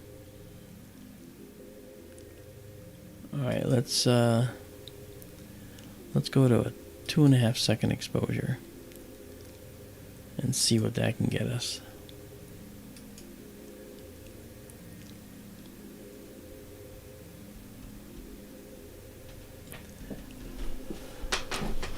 Oh, we only have one little faint one right here. Look at that. That one little faint star. Well, one up there too. Alright. Well, let's give that a shot.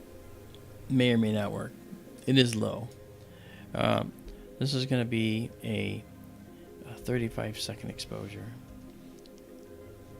Alright. And we're going to come out and go into our deep mode again.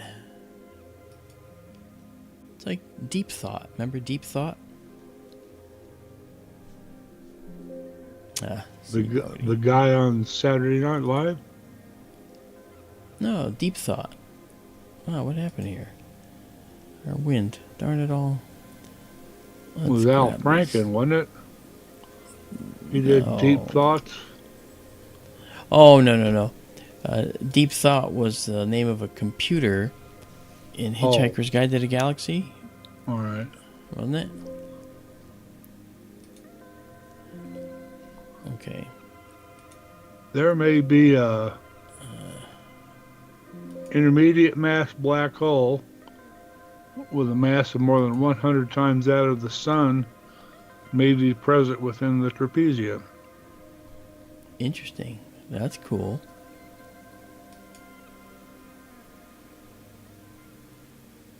Alright, that's what I want right there.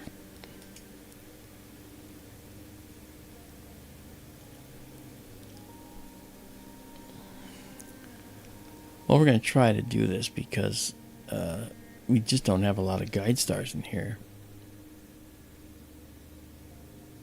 Look at that go, huh? Wow.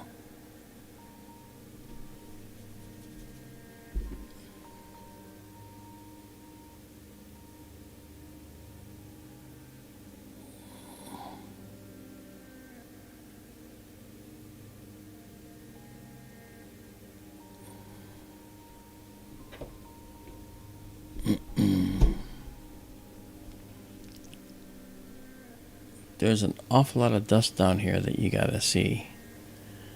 It's all throughout here. You can start to see it here.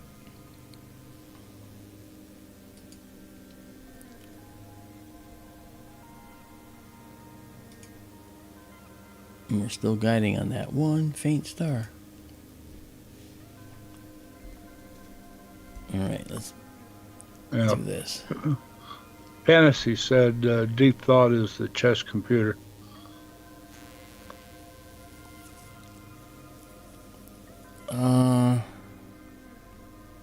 Wasn't that Deep Blue? For That's IBM? That's what Donald Kunzer said. Where? Oh yeah. Yeah, I thought that was the IBM computer. First thing I thought was Deep Thought too, Okay. the chess computer, but let's find Zero out. Effect says, downloaded your segment on the War Room today. Oh, that's cool, with Chris Don T. Harris. Thanks, man. Hope you enjoyed it. It was fun. No, Chris Don's a good friend. We've done stuff together a lot.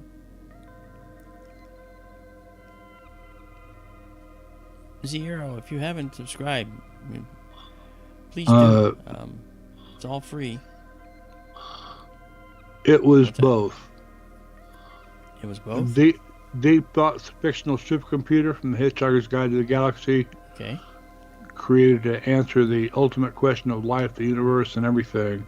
42. In another context, Deep Thought was a real-life test-playing supercomputer developed by IBM that was a precursor to Deep Blue. Okay. So there, you can have your cake and eat it too. That's right. That is right. Look at all this dust. This is crazy.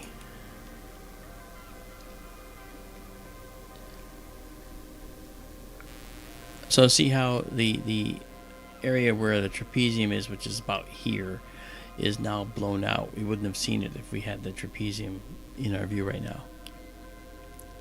But in time, we'll start to see all more. Now you're starting to see light, feathery wisps over here and out here, and you're just going to get a lot more of them.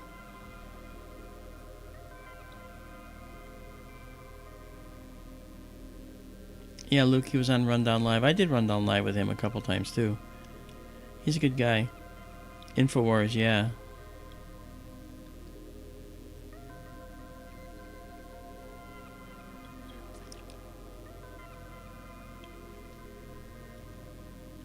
You know, it's so funny. Some of you know I worked with Douglas Trumbull, who did all the visual effects for 2001: A Space Odyssey. And I asked Doug one time, okay, the HAL 9000, HAL, it's one letter off from IBM.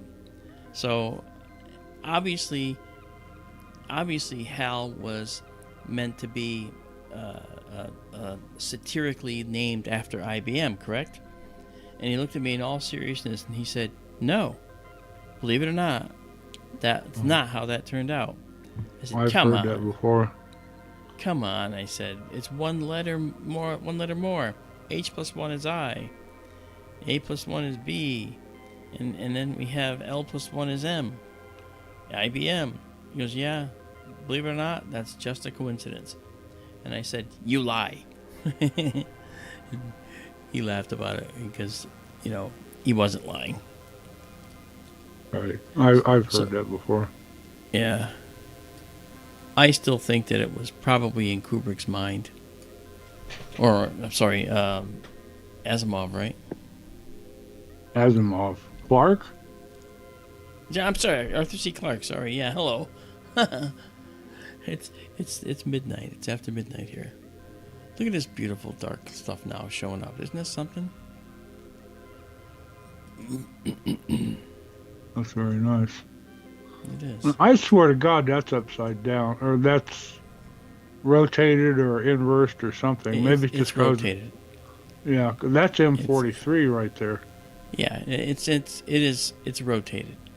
The red teardrop-shaped patch there, bottom left. Yeah, no, That's it's in- rotated. Yeah, because Yeah, remember, that- this is Orion Nebula's here. That's Right. actually M43. Yeah, this is right. But Yeah. if you rotate this whole thing down to here, then this would be correct. Yes. Because there's the bay, and Bill Murray eating Baby Ruth or whatever Yeah. you weirdly think. I don't understand that. Well, that's why I started saying Barney instead, I know. because it does look like Barney belching. That's true. Luke says, "Open the doors, please, Hal." Yeah, remember he said, "Open the pod bay doors, please, Hal." Open the pod bay doors, please, Hal. I'm sorry, Dave. I'm afraid I can't do that. The beginning of the end for the HAL 9000. Yeah. I still have the utmost. I still have the utmost enthusiasm for the mission.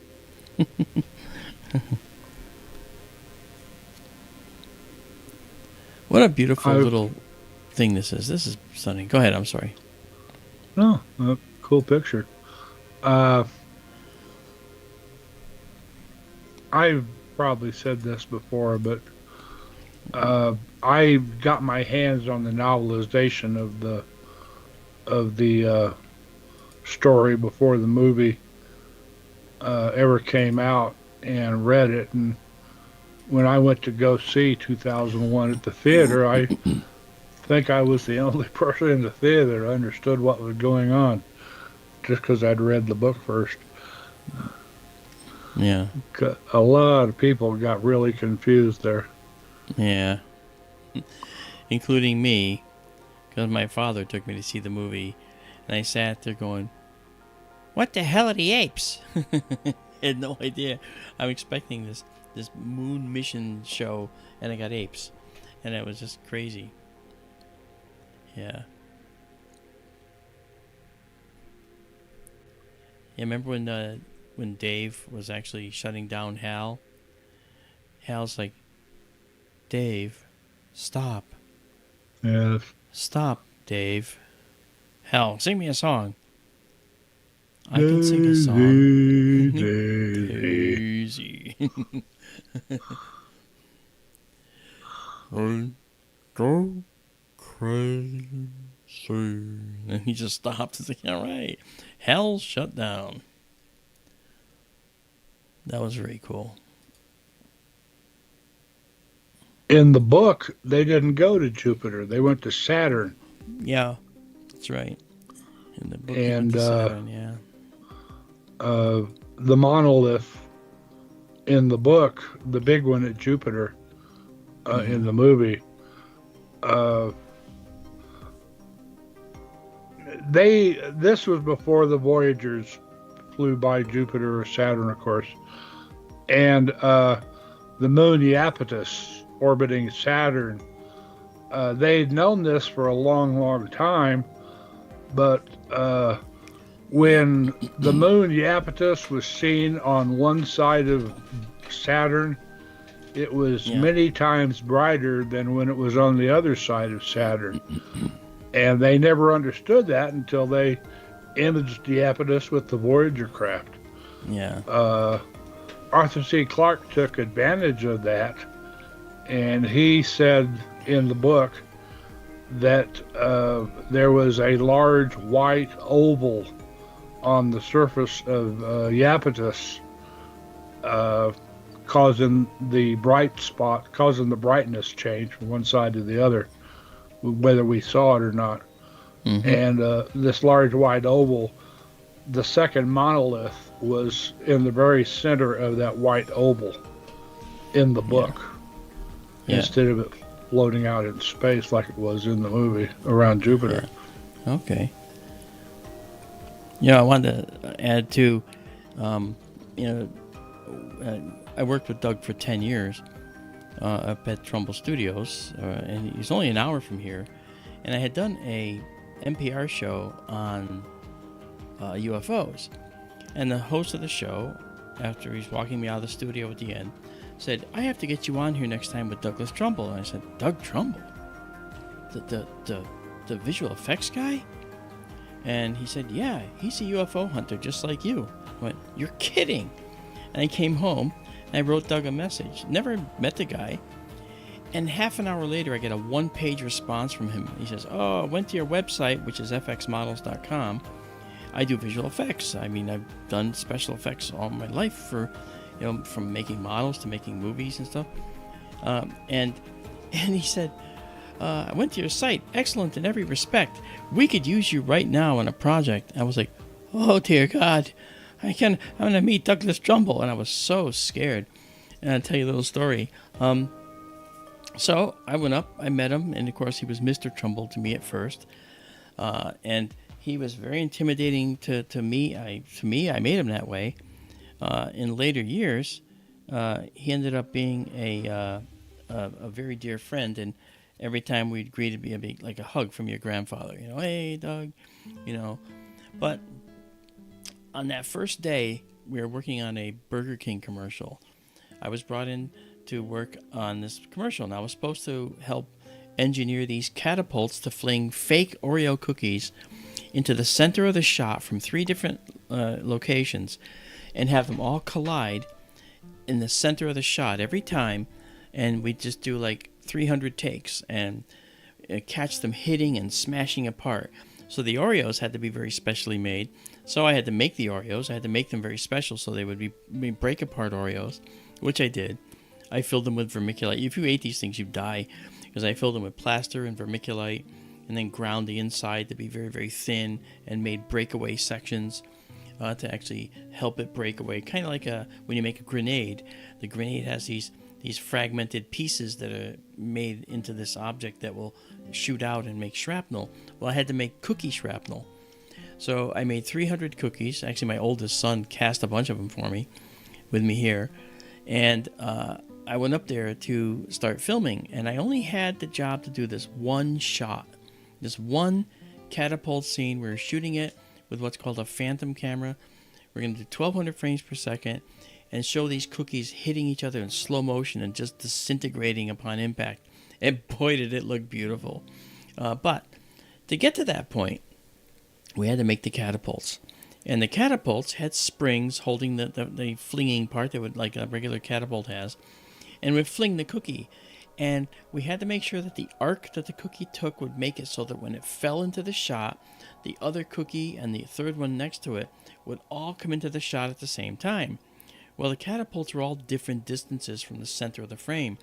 So we had to have special millisecond timers on each catapult so that when one set off, the others would set off with a slight delay, so that the catapult would make it so that all these cookies would hit the center of this framed area at the same time.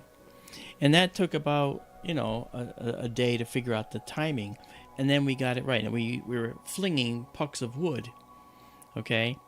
And the initial attempt, they stood in for the cookies because we didn't have them yet. I had to make them. And so these pucks of wood would sit on the catapult and they'd get launched. And they would all hit together, or you would want them to. Well, at first they didn't.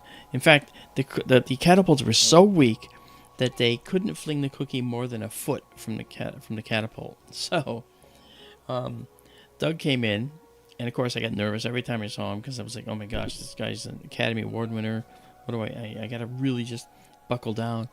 So I looked at the catapult and I looked at the ground and I saw this roll of surgical tubing. I said, Doug, Mr. Trumbull, sir, I said, I could use this surgical tubing and beef up the power on these catapults.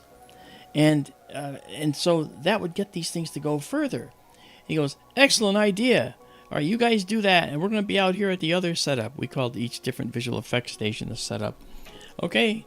And I'm thinking, wow, Doug likes my idea, So his son, John, was working with me, and I'm wrapping, instead of the spring, I take it off, and I put this surgical tubing on it. And now, when the catapult lets go, it just doesn't go ka-chunk and just like fly the cookie like 2 feet. It goes brrr, and will shoot the cookie all the way across the room. So John said, I think that's a little bit too much surgical tubing. And I said, well, they're all gonna hit in the middle, and that's gonna help break them apart. And that was true. If all three were shooting a cookie object and they hit in the middle, they would fracture into a million pieces brilliantly. And that was my thought. So he says, well, let's test these. So we tested each individual one. We had one high catapult. It shot one down. Okay, we had another one on the side that shot one into the shot. Then we had one where I was sitting, and it shot it out toward a garage door. So we tried the garage door one first after I rewrapped all of these in surgical tubing. And I hadn't tested the strength of the surgical tubing. And so I put that puck on there, and famous last words, John says, you think that might be a little too much? I think that's going to make it really, really too strong. And, me thinking Doug likes my idea. I know what I'm doing. I said to John, I think we'll be okay. Just before the plane crashes, right? The pilot says, I think we're okay. So he says, are you sure? I go, yeah.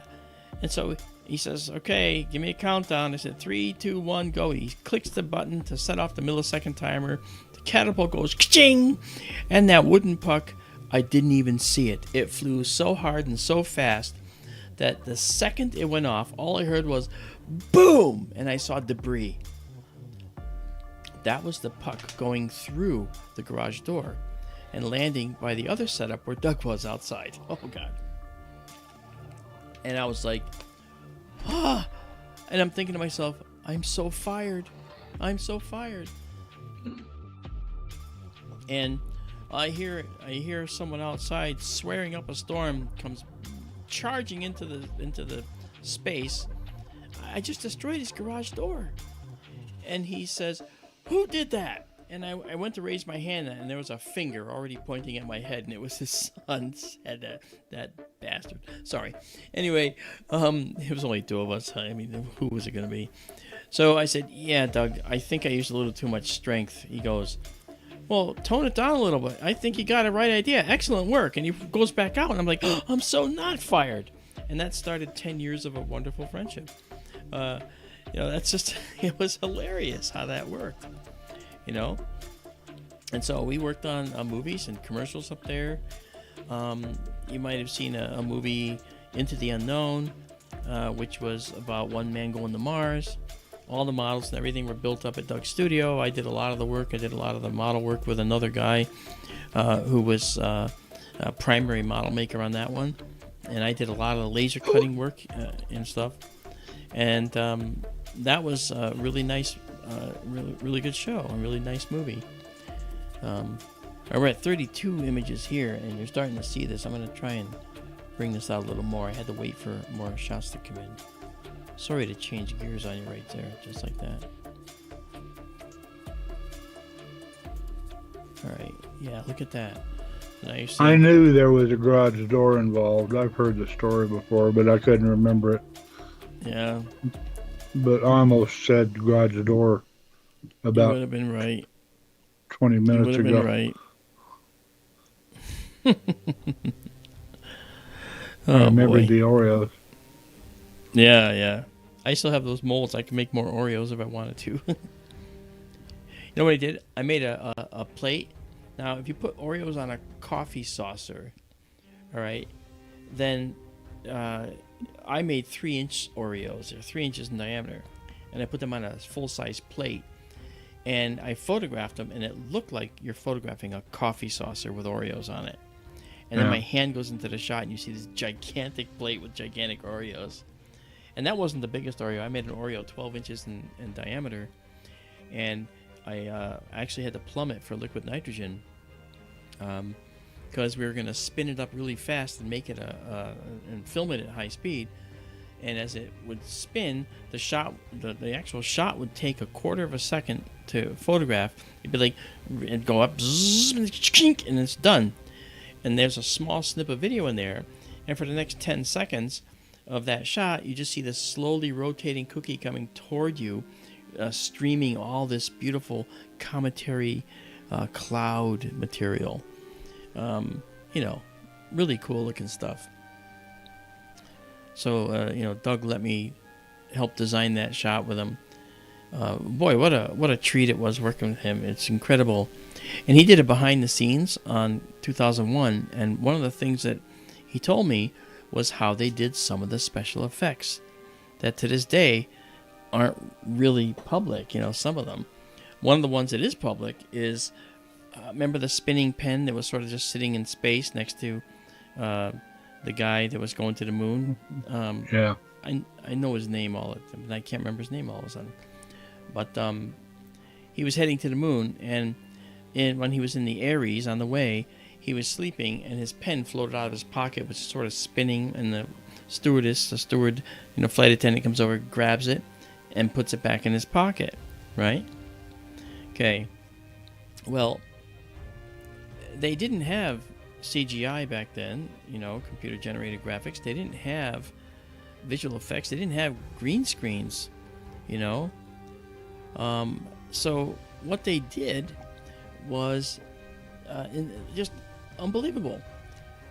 Doug had the camera put behind a big circular pane of ultra-clear glass, and he used as little double stick tape as needed to stick the pen to the center of that pane of double stick glass, and they rolled it on rollers in the floor very slowly, manually, and the lady was filmed coming toward the glass, and it was dark behind the glass. It was all draped off, so there was no reflections on it whatsoever. And she walked up, grabbed the pen, and then they cut to her putting it in because she couldn't obviously cross through the glass. But that was done with a rolling pane of glass, a circular pane of glass made specially for that one shot. Unbelievable.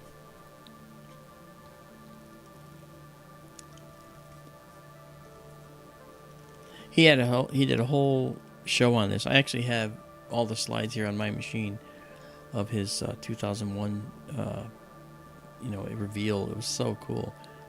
He did Close Encounters, and he talked about all the shots there. He's responsible for how those UFOs look in Close Encounters. And people know, right, Daryl, about, the model makers and how they like to put little in-jokes on their models, right? And on Sky Harbor, which was the name of the alien spacecraft that came in over Devil's Tower, he had a lot of these little in-jokes on as one of the many little greeblies of these, bits of detail. He had a mailbox. He had an R2-D2. Okay. And he had other really interesting little tiny details on there that were put on there just to add interest, but were actually something else. Very, very cool. Okay, we're going to save this here at 40. Look at all the detail, guys. See all that beautiful, amazing brown detail in there. That's dark dust, silicates, and carbon-based dust. Okay. Now, interestingly, when a star is about to go supernova, on the last day of its existence, okay, the element that it makes for just one day out of billions of years, or say millions of years, of a couple million years in the biggest stars, of its existence, that one element that's made at that time in the core is silicon. That's the very last thing to be made in the star before it goes supernova. And then, so we see so much silicon everywhere. So what that tells you is a lot of supernovae have occurred, and a lot of silicon was made in supernova explosions as well. So we have a lot going on in the universe, don't we? Gorgeous. Well, I mean, Orion has been home to many supernovas too. Yeah. Barnard's Loop. Barnard's Loop. But I mean, the whole Orion molecular cloud, they've had supernovas in it. I just learned tonight that the trapezium is only 300,000 years old. Yeah, they're very hot stars, very hot young stars. And so what we see as the Orion Nebula is just transient. It's temporary. Yeah. And that will change. That will change. Yep. Definitely going to change. Crazy stuff, man, I'll tell you. There's a very red Wow. star there in the center. I see that. And I think that's probably a red dwarf rather than a star that's buried in the cloud. That might be a red dwarf right there. If it was, it would be a foreground object. Yeah. And that may be true. Wow. Alright, guys. Well, look.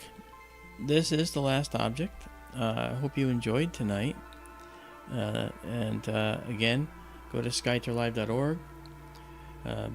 $25 donation gets you a t-shirt of your size choice. And if you want, you can also go to Amazon and pick up the Populated Universe book, which talks about these very things, the dark dust clouds and as the progenitors of life in the universe and more. And it's all written at a lay level that you'll enjoy because it's easy reading and it's actually very conversational. You'll knowing me, listening to how I talk, you'll read it in the way that I talk, and so you'll get more out of it, I think, because you'll know how I might say it. Anyway, you guys have a good night, and we will talk the next stream. And I'll tell you, over the next couple days, I think we're gonna do more because, well, we have Thanksgiving. Forgot, okay, but I will do that. And don't forget, Friday night. I know. Is that November 28th? Is that Friday? Yes. Okay. November 28th, okay, is coming up. And on November 28th into the 29th, the morning, I will be on Coast to Coast with Cheryl Jones, who was here in chat tonight. And we had a very nice discussion, and they're going to air that Friday night. And then I'll be live from 3 a.m. to 4 a.m. Eastern Time. Yes, it's a West Coast show. Always happens. And taking questions. So anyway, guys, you have a good night, and we will talk again soon, all right? So good night, everybody. Good night, everybody.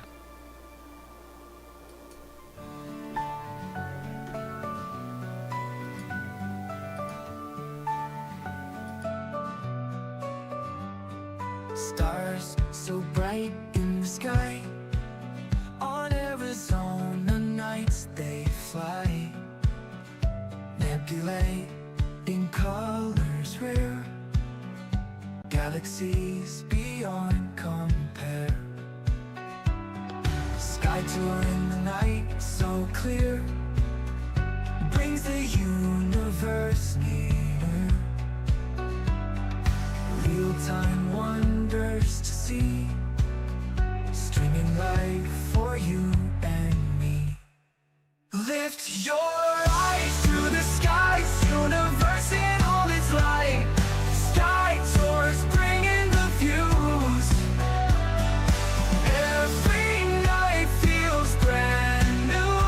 In the dark, the night unfolds. Stories of the cosmos told. Through the lens, a distant dream. Living real like a gleam. Far away, up so high. Across the stars, beyond the skull. Through the lens, a distant dream. Living real like a gleam. Lift your eye up so high. Across the stars, beyond the sky. Sky tour shows us the way. Every night a new display. Lift your eyes to the skies. Universe in all its light. Sky tours bringing the views. Every night feels brand new.